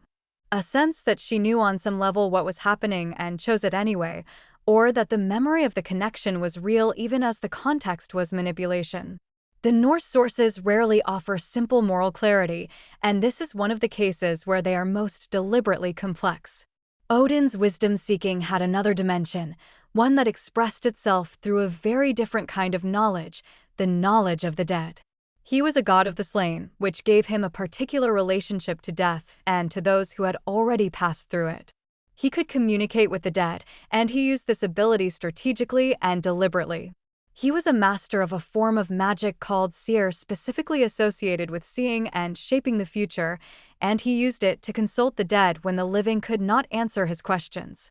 There is a poem called the Völuspá, the prophecy of the seeress, which purports to be the recollection of a vulva, a seeress, a practitioner of seer, whom Odin has called up from the dead to tell him the history and fate of the world. The poem opens with her speaking to a gathered audience that she says includes both humans and Heimdall's children, meaning all people, since Heimdall in one set of myths is the father of the three classes of humanity. She tells the whole story of the world from its beginning to its end, from Ginnungagap to Ragnarök and beyond, and the poem that results is the single most important source for Norse cosmology. A condensed epic of existence delivered by a dead woman at the request of the one-eyed god.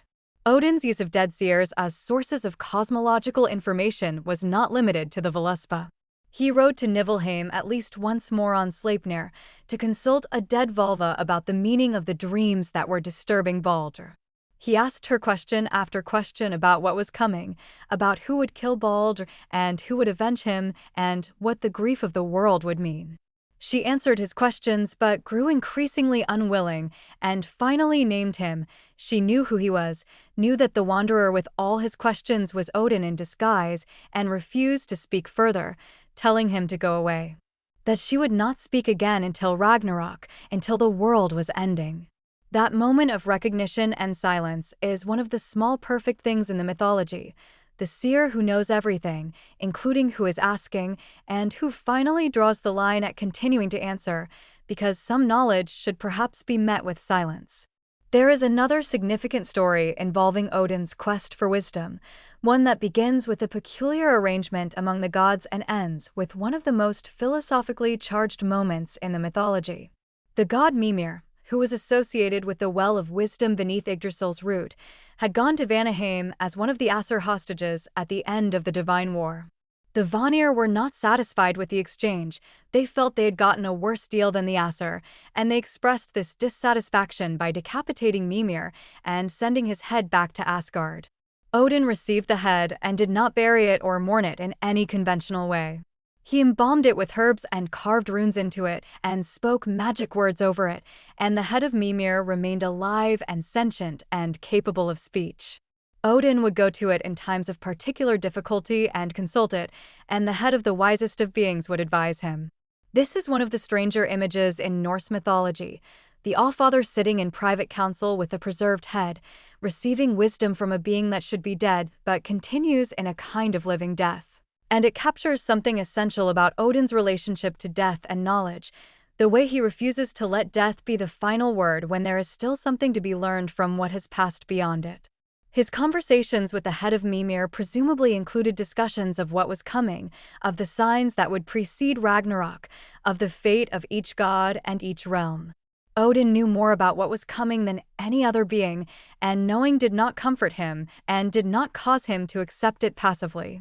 He continued building his army in Valhalla. He continued sending his ravens out every morning to bring him news. He worried, specifically, about whether Hugin would come back.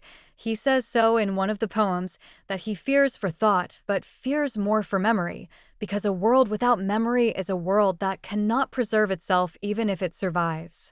Heimdall, who kept watch on the Bifrost, was perhaps the most reliable of all the gods in his function and the least complicated in his character. He needed less sleep than any other being, could see for 100 miles in any direction, could hear the grass growing and the wool growing on sheep, and his purpose was singular and absolute, to watch for the threats that would signal the beginning of the end. He had a great horn called Jallarhum, the ringing horn, which he would blow when Ragnarök began, its sound audible throughout all the 9 realms simultaneously. He and Loki had a particular enmity, which the sources explain with reference to a conflict that happened before most of the recorded myths. They had fought in the shape of seals over Brisingamen, Freyja's necklace, and had injured each other badly. And the hostility between them was personal and permanent. Loki and Heimdall were in many ways cosmic opposites, Heimdall the revealer, transparent in his purpose, standing in the light at the threshold between worlds, Loki the concealer, moving through darkness and disguise. Always at the threshold, but always from the other side. The mythology seems to understand them as balancing forces and arranges things so that at Ragnarok they will kill each other, which has the symmetry of a properly told story. The world that all these figures inhabited was not static between the great events. It pulsed and changed, and the relationships between realms and peoples shifted constantly. The giants were always pressing, always looking for weaknesses in Asgard's defenses or opportunities to disrupt the order the gods were trying to maintain.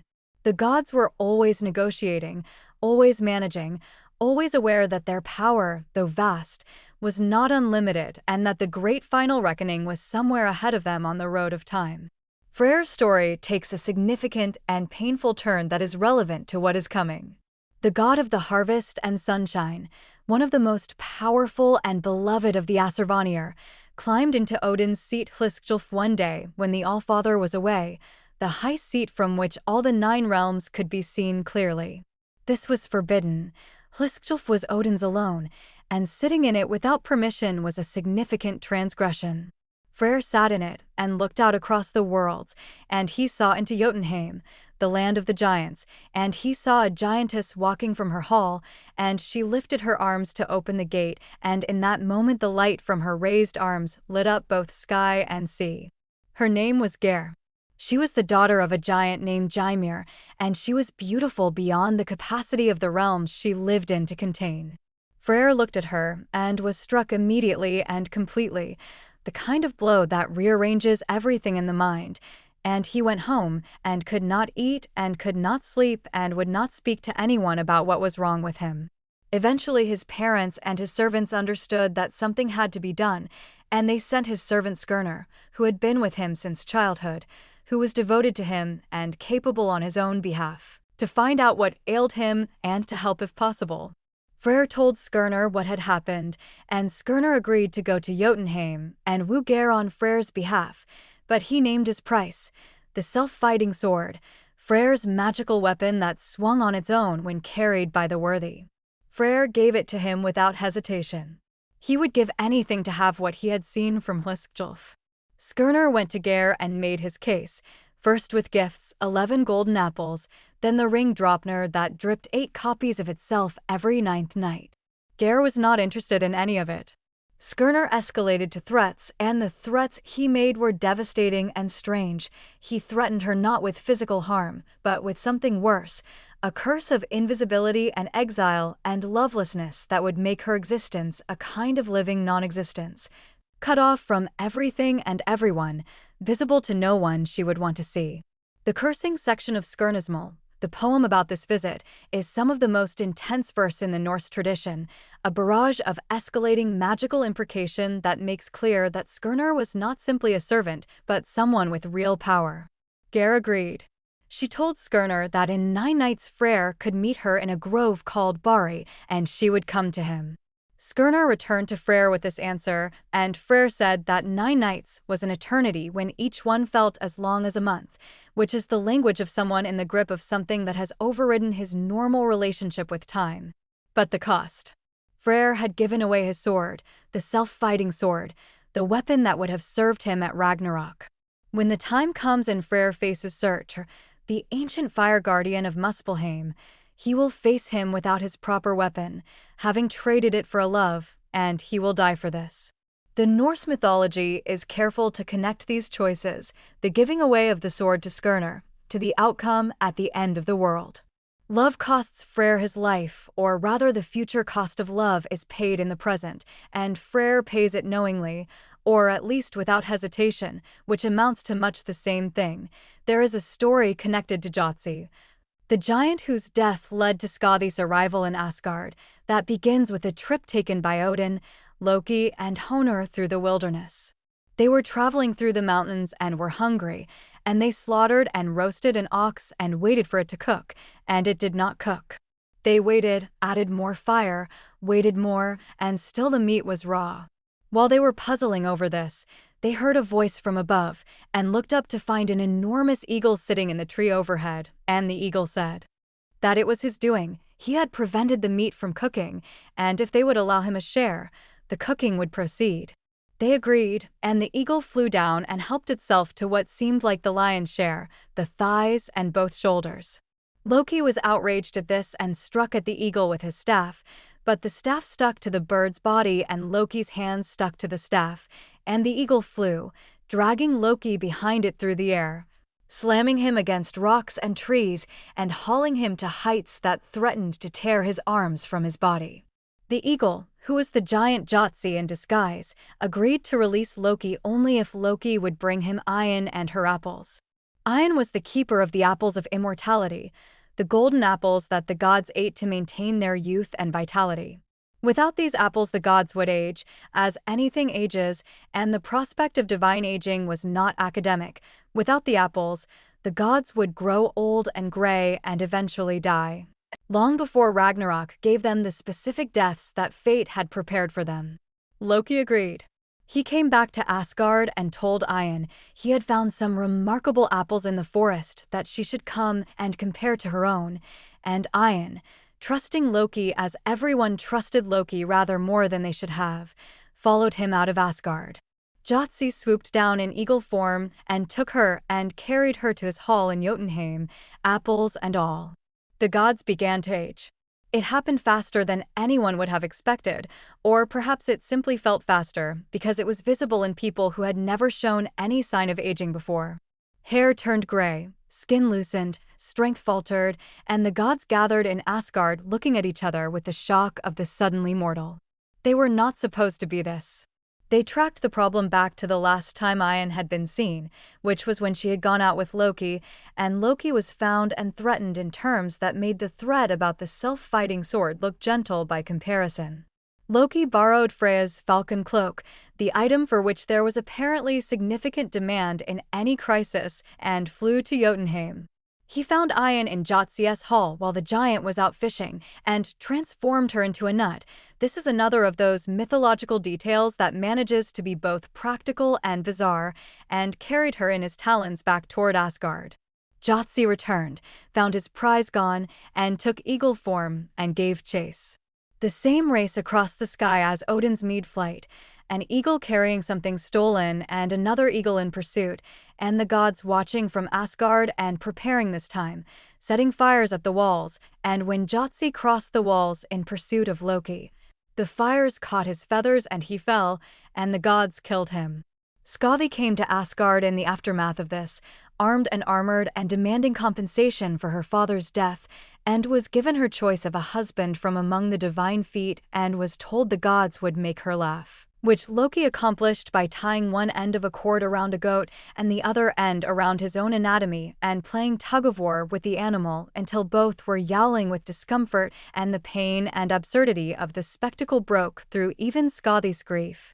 These are the terms on which Skadi's story begins among the gods, with the death of her father and compensation paid in marriage and laughter, and she is an interesting figure in the tradition because she carries both sides of her heritage. Giant-born and Asgard adjacent, at home on skis and in winter landscapes, a huntress who fits none of the obvious categories entirely.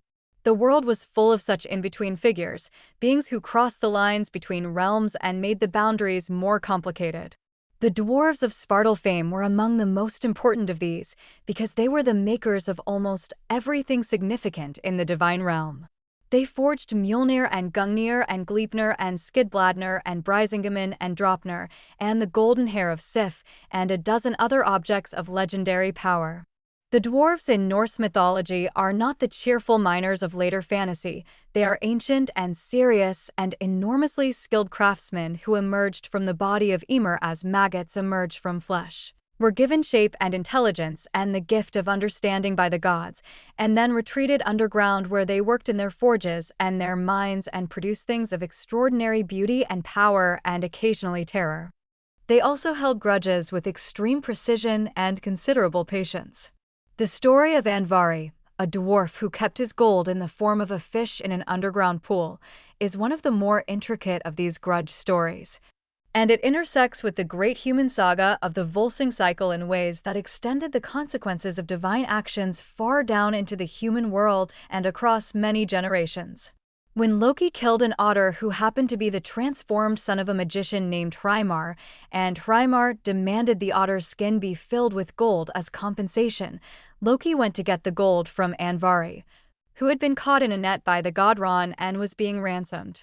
He took all of Andvari's gold, including a ring the dwarf tried to conceal, and Andvari cursed the gold as Loki took it. Whoever possessed it would be destroyed by it. This curse played out across the Volsung saga, through Fafnir and Sigurd and Brynhild and Gurn, destruction following the gold through generations of human hands like a fire following a trail of oil. But these human stories, extraordinary as they are threads that run parallel to the mainstream of the divine narrative, the great arc that moves from creation toward the inevitable confrontation at the end of all things. And as we move through the middle age of the world, the signs of what is coming become more frequent and more legible. The myths themselves are aware of their own arc, aware that all of this, the adventures and the quarrels and the love stories and the craft and the battles, is occurring in the shadow of something immense and final. The prophecies were everywhere. The Voluspa, the poem of the seeress, lays out the sequence of signs and events that will precede Ragnarök in a language that mixes grief and defiance, and a kind of stark realism that is perhaps the most distinctively Norse note in all of this mythology. There will be 3 winters without any summer between them: the Fimbulwinter, the Great Winter, the years of cold and darkness and starvation that will precede the final battle. Brothers will kill brothers. Parents will not spare their children.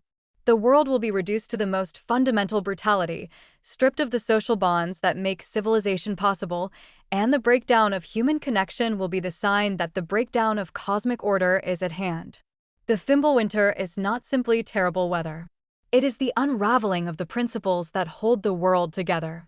The sun will still rise and set, but its warmth will not come through. The crops will not grow. The moral order, the sense of obligation and loyalty that structures human community, will dissolve along with the physical warmth, because the Norse conception of the world was not one in which nature and morality were separable. They were part of the same fabric, and when one tore, the other tore with it.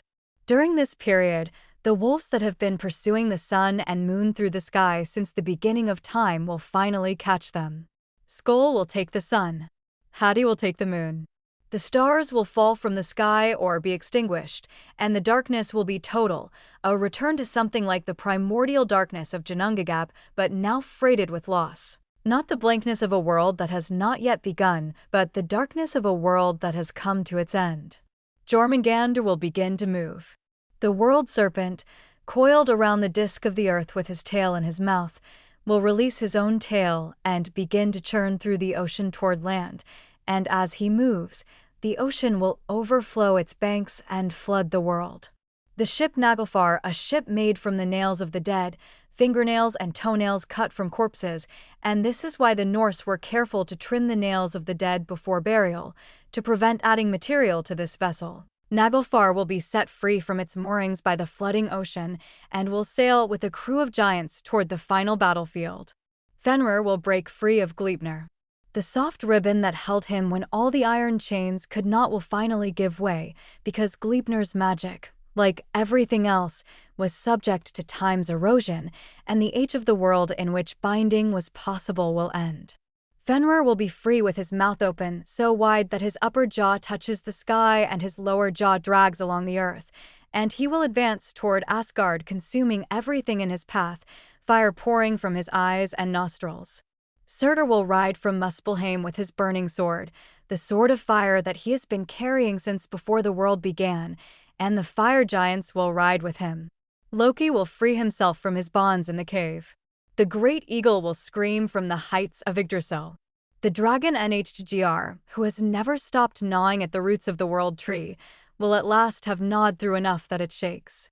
All of these things will happen in a cascade, each one triggering the next. The unraveling coming faster and faster as the bonds that hold the cosmos together give way one by one. And Heimdall will see it. He will see it all coming from his position on the Bifrost, and he will take Jallarhum and blow it, and the sound will ring through all the 9 realms simultaneously, loud enough to wake the dead in Hell, loud enough to be heard in Muspelheim, loud enough to reach Odin on his throne in Asgard and in the cold grave of Niflheim, where Baldur sits in the half-darkness of the dead. Odin will ride from Asgard on Sleipnir to the Well of Mimir for one final consultation with the wisest head available to him, seeking whatever last counsel can be offered in the face of what is coming. The world tree Yggdrasil will shudder. The dwarves at the four corners of the sky will be afraid. Everything alive that can feel fear will feel it. The Einherjar, the warriors assembled over long ages in Valhalla, fed and trained and kept ready through the endless cycle of feasting and fighting, will arm themselves for the last time. There are said to be 800 of them through each of Valhalla's 540 doors. The mathematics produces a number too large to easily imagine, a vast army assembled for this specific moment over the entire age of the world. Odin will ride at the head of them, wearing his golden helmet and his divine armor, Gungnir in his hand, the spear that never misses, the spear that was made from the ancient ash of Yggdrasil itself and that carries the runes of fate carved into its shaft. The great plain of Vgrr, a field 100 leagues in each direction, so large that the armies that will meet on it will still not fill it entirely, is where the final battle will be fought. And the combatants will be everything that exists, all the powers of the 9 realms gathered for the last time in a single place. Odin will face Fenrir, the great wolf who has been bound since the gods were young, who has waited through all the long centuries of confinement with his jaws propped open and tears blood on his teeth, who has been fed each day by the brave god of law and nourished his terrible strength in patient captivity. Fenrir will finally run free on Vgrr, and Odin will be the one who faces him. Odin with Gungnir against a wolf whose jaws touch sky and earth, whose gaze is fire, whose hatred of the gods has been refined through ages of bondage into something nearly metaphysical in its intensity. The outcome is not uncertain. The prophecy is clear. Fenrir will swallow Odin whole, and the All-Father, the first of the gods, the one who hung from Yggdrasil and drank from the well of wisdom and gathered half the warriors of every age into his hall, who knows everything that is coming and comes anyway. Odin will be swallowed by the wolf. The god who sought wisdom above all things will meet his end inside the belly of the thing he was most afraid of. But Odin had a son for this moment. Or rather, he had a son whose entire existence was shaped toward this moment, because Odin, who knows fates, knew what his own was and knew what his son's purpose would be. Vidar, the silent god, he is called that, the Silent One, because he speaks almost never, because his purpose required no words, had been prepared for the moment of his father's death since before his birth. He wore a special shoe, made from all the scraps of leather that cobblers had ever trimmed from the edges of shoes across the entire history of shoemaking, and this shoe was impossibly thick and strong. It was made for a single purpose. Vidar will come to where Fenrir stands over his swallowed father, and he will put his foot in the lower jaw of the wolf and grip the upper jaw with his hands, and he will tear the wolf's mouth apart. Some sources say he uses his thick shoe to brace against the lower jaw and his hands to force the upper jaw back, and the wolf is killed by this reversal, this forced opening of the mouth that has closed around everything it has ever sought. Others say he drives a sword or a knife into the wolf's palate. Either way, Odin is avenged. The silent god speaks the one sentence that his life was building toward, in the action of his hands and his shod foot against the jaw of chaos. Thor will face Jormungandr, the world serpent who has circled the earth since Odin threw him into the sea as an infant, growing in the depths until he could hold his own tail in his mouth. The serpent who has encountered Thor before and been terrified by him even through the disguise of Tgar Loki's illusions. The serpent who is the other great son of Loki and Angerboa, will come up from the sea when the ocean floods. He and Thor have been enemies since the serpent's birth, and there is another story of their direct encounter on a fishing trip. Thor and the giant Hymir went fishing and Thor used an ox head as bait and Jormungandr rose to take it from the depths. And what followed was perhaps the most intense standoff in the mythology. Two forces of near equal magnitude facing each other across the side of a small boat until Hymir cut the fishing line in panic and the serpent sank back into the sea, and Thor was left standing in the boat in a fury that the sources capture beautifully in the image of the thunder god watching his greatest enemy descend back into the dark water without being able to follow. At Ragnarök there will be no giant to cut the line. Thor will kill Jormungandr with Mjolnir, crushing the serpent's skull in a blow that will be the final, definitive demonstration of the hammer's power. He will step back from the killing 9 paces, the number 9 appears again, the sacred number of the Norse cosmos, and he will fall.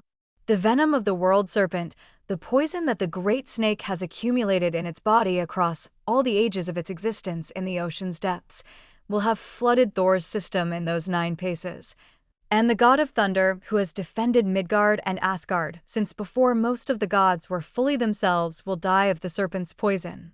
The thunder will stop. Freyr will face Surtur, the fire giant of Muspelheim.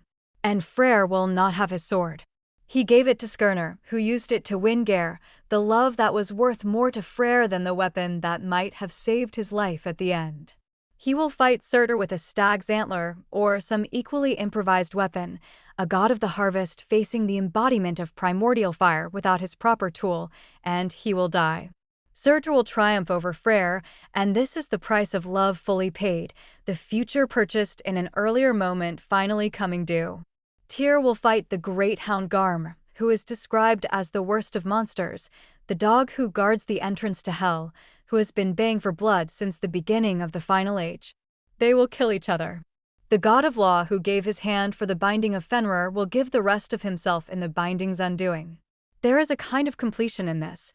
Tyr's losses are always connected to the wolf, to the chaos that law must contain, and at the end the wolf and what it represents takes what law cannot protect. Heimdall and Loki will find each other on the field of Vgrr, and the enmity that has simmered since their battle over Brisingamen in the shape of seals will come to its resolution. They will kill each other.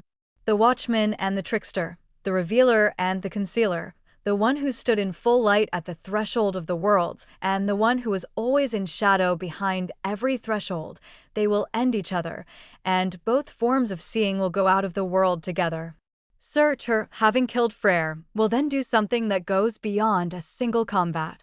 He will take his sword of fire and he will sweep it across the 9 realms, and the fire of Muspelheim, which has been burning since before the world began, which has never stopped burning, which was the other pole of the original creation, will now consume what was created from it and from the cold.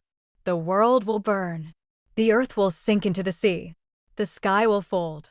The world tree Yggdrasil, which has been the axis of everything since the beginning, will burn and fall. The 9 realms that were held in its branches and roots will lose their anchor and dissolve. Nhgr the dragon, who has gnawed at the roots of Yggdrasil since the world was made, will rise from the wreckage, flying through the darkening air with corpses in his claws and beneath his wings the bodies of the dead. Carried aloft by the dragon that fed on destruction through all the ages of the world and feeds on it still at the moment of its ending. He is one of the few things that survives in any form beyond Ragnarok, and his survival is not a comfort but a fact, the persistence of the principle of decay that is apparently too fundamental to be extinguished by any fire. And then the fire burns out. The sea withdraws. The earth rises from the water, green and new, washed clean. The Voluspa describes this moment with a sudden shift in tone that is extraordinary. After pages of catastrophe and death and the burning of worlds, the poem turns to the new world with a simplicity and gentleness that hits harder than any of the preceding violence. The earth rises again. Fields grow unplanted. The eagle flies again over the waterfall. The world begins again. Who survives to see it? Some gods do. Not all, not most of the great ones. Odin is gone, swallowed. Thor is dead of venom. Freyr is killed by fire. Tyr and Heimdall and Loki have killed each other. But some come back. The sons of Odin who were not present at Ragnarok or who survived it will come together on the plain where Asgard stood, and they will sit in the grass and speak of what was, and they will find Odin's great chess pieces. The pieces of the Tafel game the gods played in the Golden Age at the beginning of all things, scattered in the grass of the New World as though waiting to be used again. Vidar and Vali, 2 sons of Odin, will survive. Baldur and Hr will return from Hel. The realm of the dead will not survive Ragnarok intact, and those who were in it will be released into the New World. Baldur and Hr, who killed him, will both return and will be reconciled, their ancient wound healed by the burning away of everything that surrounded and caused it. HR is never simply a villain in the Norse understanding. He was the instrument of Loki's malice and blind, and his guilt is real but not absolute, and the new world will have a place for him as well as for his brother. Magni and me, Thor's sons, will survive. They will carry Mjolnir between them, the hammer passing to the next generation, the instrument of protection continuing beyond the protector. Two humans, Lif and Fraser, life and life's desire. The names say simply and completely what they are, will have hidden during the Fimbulwinter in the wood called Hodmimis Holt, Mimir's Grove, and will survive on the morning dew. And from them the human world will be repopulate, as it once was from Ask and Embla. The cycle has not exactly repeated, something has been lost and something has been changed, but the essential shape of it, the emergence of human life in a new world, recurs. A hall called Gimmel stands somewhere beyond the fire, brighter than the sun, roofed with gold, and this is where the gods will dwell in the new age, where the good and righteous will come to live in a world no longer shadowed by the knowledge of coming destruction. Because the destruction has already happened and the world that comes after it is not waiting for an end. The new sun rises, daughter of the old sun who was caught by Skoll, before she was swallowed. The old sun had given birth to a daughter as beautiful and bright as herself, and this daughter was placed on the sky road to follow her mother's path when the time came. And now the time has come, and the new sun moves across the new sky, and its light falls on the rising earth and the growing fields and the gods in their new halls, and the humans emerging blinking into the clean air of a world reborn. NHGGR still flies somewhere, but less often, as though even the dragon of destruction grows tired after ages beyond reckoning of feeding on rot and ruin. The Veluspa ends its vision with the dragon carrying corpses on its wings, but the tone around this image is one of diminishment rather than triumph. It is a survivor from an age that has passed, not a force appropriate to the new world, and the implication is that it, too, will eventually fade. What does this mean, this story that begins in void and ends in renewal? The Norse understanding of the cosmos was one in which time was not linear in the simple progressive sense that modern people tend to assume, but neither was it exactly circular. It was something more like a spiral, similar shapes at different levels, corresponding patterns at different scales, the world going through something like a cycle, but not returning to exactly where it began. The new world is not the old world restored. Baldur walks in it, who is dead. The gods who live in Gimmel are not the same gods who built Asgard with the help of a giant and almost paid for it with the sun and moon. Something has been refined by the burning, something clarified by the passage through destruction. The Norse people who told these stories were not offering false comfort about death and loss. The major gods die at Ragnarök. The world as it was is genuinely destroyed. These were not metaphors for seasonal renewal that secretly promised everything would be all right. The losses were real, the deaths were real, and the tradition did not soften them. What it offered instead was something arguably more honest and more difficult, the idea that existence continues even after genuine catastrophe, that the things worth caring about persist in changed forms, that what seems like the end is the precondition for what comes after. This was a mythology told by and for people who understood that the world was dangerous, that winter killed, that sea voyages ended in drowning, that even courage was no guarantee of survival, that the most beloved things could be taken without warning by a dart of mistletoe guided by a blind hand. The cosmos they imagined reflected these realities, not a universe designed for human comfort, not a world in which the good are ultimately protected, not a divine order immune to corruption and loss, but a cosmos that was honest about what it was and offered, in place of false safety, the model of facing what cannot be avoided with eyes open and weapons ready. Odin knew Ragnarök was coming. He knew his own death in detail in advance. He gathered his warriors and trained them and held his feasts in Valhalla and consulted his dead seeresses and his preserved head and his ravens, and he rode into the final battle knowing what was waiting for him there. This is the act the mythology holds up as the highest form of courage, not the courage of someone who doesn't know the danger, but the courage of someone who knows exactly what is coming and goes forward anyway, because the alternative is to stop going forward. And that is not an alternative at all. Thor's hammer, which was used to hallow births and marriages and funerals, which protected the human world through all the long centuries of its use, which killed giants and retrieved lost gods, and settled the hash of every oversized threat the Nine Realms produced, ends up in the hands of Magni and me in the New World. The instrument of protection passes to the next generation, not diminished, but continuous, the function surviving the individual, the hammer outlasting the thunder. The runes that Odin won from 9 days on the world tree, the building blocks of reality, the hidden language of existence, do not simply disappear with Ragnarök. They were carved into the substance of things. Fate, which the Norns wove and which even the greatest of gods could not avoid, continues its weaving in the new world. The well of word still exists somewhere. The pattern of what has been and what is becoming and what will be still operates, because the three tenses of time cannot be unmade, because even Ragnarök is something that has happened and is therefore part of what the runes record. Freyja's fate at Ragnarök is not specified in detail in the surviving sources, which is itself a kind of commentary on how fragmentary our access to these stories actually is. What we have is magnificent, but it is incomplete. And the gaps remind us that we are looking at the remnants of a tradition far larger and more complex than what survived the conversion of Scandinavia to Christianity and the subsequent centuries in which the old stories were preserved with varying degrees of sympathy and understanding. The people who wrote down the Norse myths were mostly Christians, writing in medieval Iceland, working from oral traditions that were already generations old, and they did so with varying motives. Snorri Sturluson, who compiled the Prose Edda in the early 13th century, seems to have been genuinely interested in preserving the tradition as a resource for understanding the old poetry, but he was also interpreting it through a Christian framework. And some of what seems strange or contradictory in the sources may reflect the tensions between the tradition's original worldview and the worldview of the people trying to record it. What survived is extraordinary.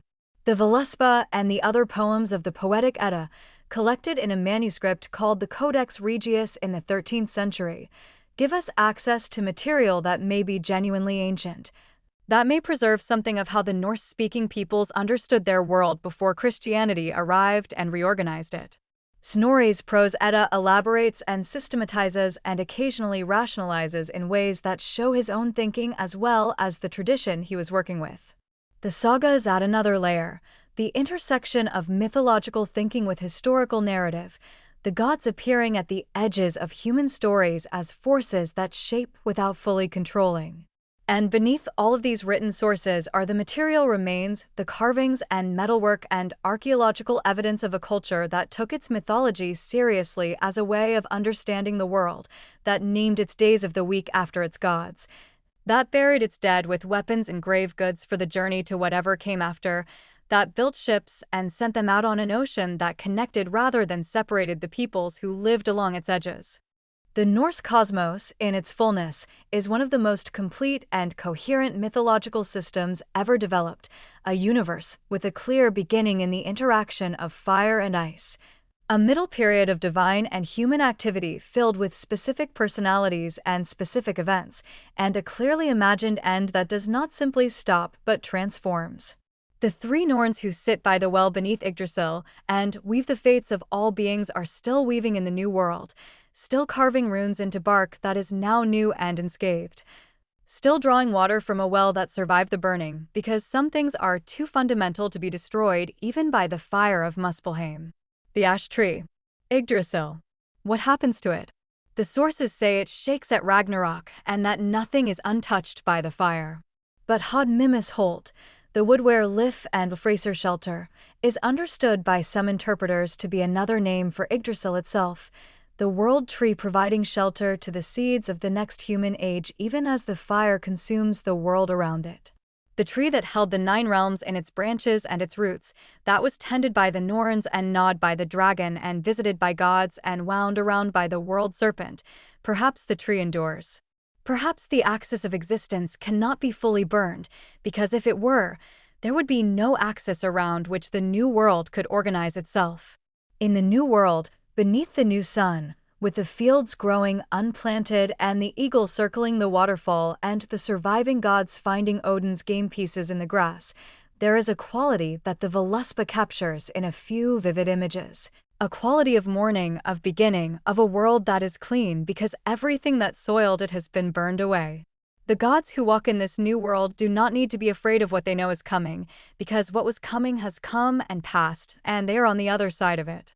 This is not a small thing. To exist without the foreknowledge of Ragnarök, to live in the new age without the weight of an inevitable catastrophe pressing on every moment, is a different kind of existence than what the gods of the old world knew. Odin always knew, and knowing shaped everything he did, every sacrifice and every quest and every warrior added to his haul. He was always preparing, always thinking 3 steps ahead, always reaching for the next piece of knowledge that might change the odds or clarify the plan. And he was wrong, or rather he was right that Ragnarök would come and that he could not stop it, but perhaps wrong in the way that human beings are often wrong about catastrophe, in imagining that the catastrophe is simply the end, that there is nothing on the other side of it, that the point of preparation is to prevent the fire rather than to survive it into the morning that follows. Baldur walks in the new world. This is perhaps the most significant of all the details of what comes after Ragnarök. The most innocent, the most beloved, the one who was taken first and most unjustly, the one whose death signaled the beginning of the end, Baldur returns. Not unchanged, not exactly as he was, but present, alive in the new world, the light that was extinguished at the darkest point of the old age now burning again at the first light of the new one. There is something in this that functions as the mythology's deepest statement about its own values, that innocence is not permanently destroyed, that love is not finally defeated, that the qualities that made Baldur beloved are the qualities that persist and return. Not power, not wisdom, not cunning or strength, these are Odin's qualities, and Odin is gone. Not the thunder and the protection, which were Thor's, and Thor is dead of venom. What comes back in the new world is goodness in the most unqualified sense, beauty that has no agenda, kindness that is simply what it is. Baldur in the new world is not carrying a sword or gathering warriors or building walls against enemies. He is simply there, and his being there is enough. The story ends where it begins, or rather it ends in a place that rhymes with where it began, in the emergence of something new from the aftermath of what preceded it.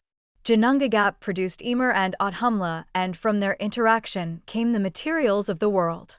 The burning of Ragnarök produces ash and silence, and then, slowly, inevitably, the rising of the new earth from the water, the green fields growing over what was burned, the new sun beginning its path across a clean sky. Before anything existed, there was silence. Not the silence of a quiet room or a calm night, but something absolute. And now, after everything has existed and has burned and has settled, there is a different kind of silence. Not the silence of absence, but the silence of what comes after sound. The pause between the last echo of the great horn and the first birdsong of the morning that follows. A silence that is not empty but full, charged with all that has passed through it, carrying within itself the memory of every name that has been spoken in the long age of the world. The raven flies out from wherever Hugin and Munin go when the god they served is gone, and it circles once over the new world, and something in its black eye reflects a world that is beginning again, green and quiet and full of potential. The 9 realms collapsed into one, the old distinctions between the high and the low, the divine and the human, the order of Asgard and the chaos of Jotunheim, all dissolved by the fire and replaced by something simpler and possibly, against all expectation, better. The world tree stands. Or something stands where the world tree stood. The Norns are at their well. The fates are still being woven, because the future exists as long as there is time, and time exists as long as there is a sun moving across the sky to measure it, and there is a sun, new and bright, the daughter of the old sun, following the same ancient path across the same ancient sky above a world that is both entirely new and somehow, in the deepest grain of it, continuous with everything that came before. This is the Norse mythology entire. From the first ice and fire meeting in the dark of Ginnungagap to the new sun rising over the fields that grow unplanted in the world after the end. It contains within it a complete understanding of existence, how it begins, what it does with the time available to it, how it ends, what continues. It is not comfortable mythology, not a tradition that offers easy consolation or simple answers or the promise that goodness will be rewarded and evil punished in any straightforward way. It is a mythology that looks directly at the hardest facts of existence and does not look away, and finds in those hard facts not despair, but a kind of fierce, clear-eyed engagement with what is, and what was, and what will be. Urd, for dandy, skuld. What has been, what is becoming, what shall be. The three tenses of the Norns, the three roots of the world tree, the three wellsprings of wisdom and fate, and the cold dark from which all rivers flow. The mythology holds all three simultaneously, as it must, because the past and the present and the future are not separate things in a cosmos that understands time the way the Norse did. They are woven together, each thread dependent on the others. The pattern only legible when you stand far enough back to see the whole cloth. Stand far enough back, and what you see is this: a universe that had a beginning, that was filled with life and conflict and love and catastrophe, that ended and began again. A universe in which the most important things, courage, loyalty, the willingness to pay the price for what you value, the capacity to face what cannot be avoided, were demonstrated by gods and humans alike, at every scale. From the intimate sacrifice of tears hand to the cosmic sacrifice of Odin's life. A universe in which the stories worth telling are the stories of what beings do at the time they are given, knowing that the time is finite, knowing that the end is coming, going forward anyway. The Norse told these stories around fires in the long dark of northern winters, and the fires were very small against the darkness, and the darkness was very large, and the stories made the darkness comprehensible, gave it a name and a shape and a place in a sequence that had a beginning and would have an end. And the end, when it came, would not be simply nothing. It would be the precondition of something new. The earth rises again from the water, fresh and green, the cataracts tumbling from the mountains into the sea below, the eagle circling above, the first morning light falling on a world that remembers what it was and becomes what it will be. The gods sit in the new grass and find the old game pieces, and they sit together, those who remain, those who have returned, and they speak of the things that were, and in the speaking, the things that were not lost, but carried forward, preserved in the amber of memory and story, living still in the act of being told, which is what we have done, from the beginning of this telling to its end. The Norse cosmos, from void to fire to the green morning after, carried in words across the centuries from the people who first knew it to every ear that has heard it since. Yggdrasil burned. The stories did not.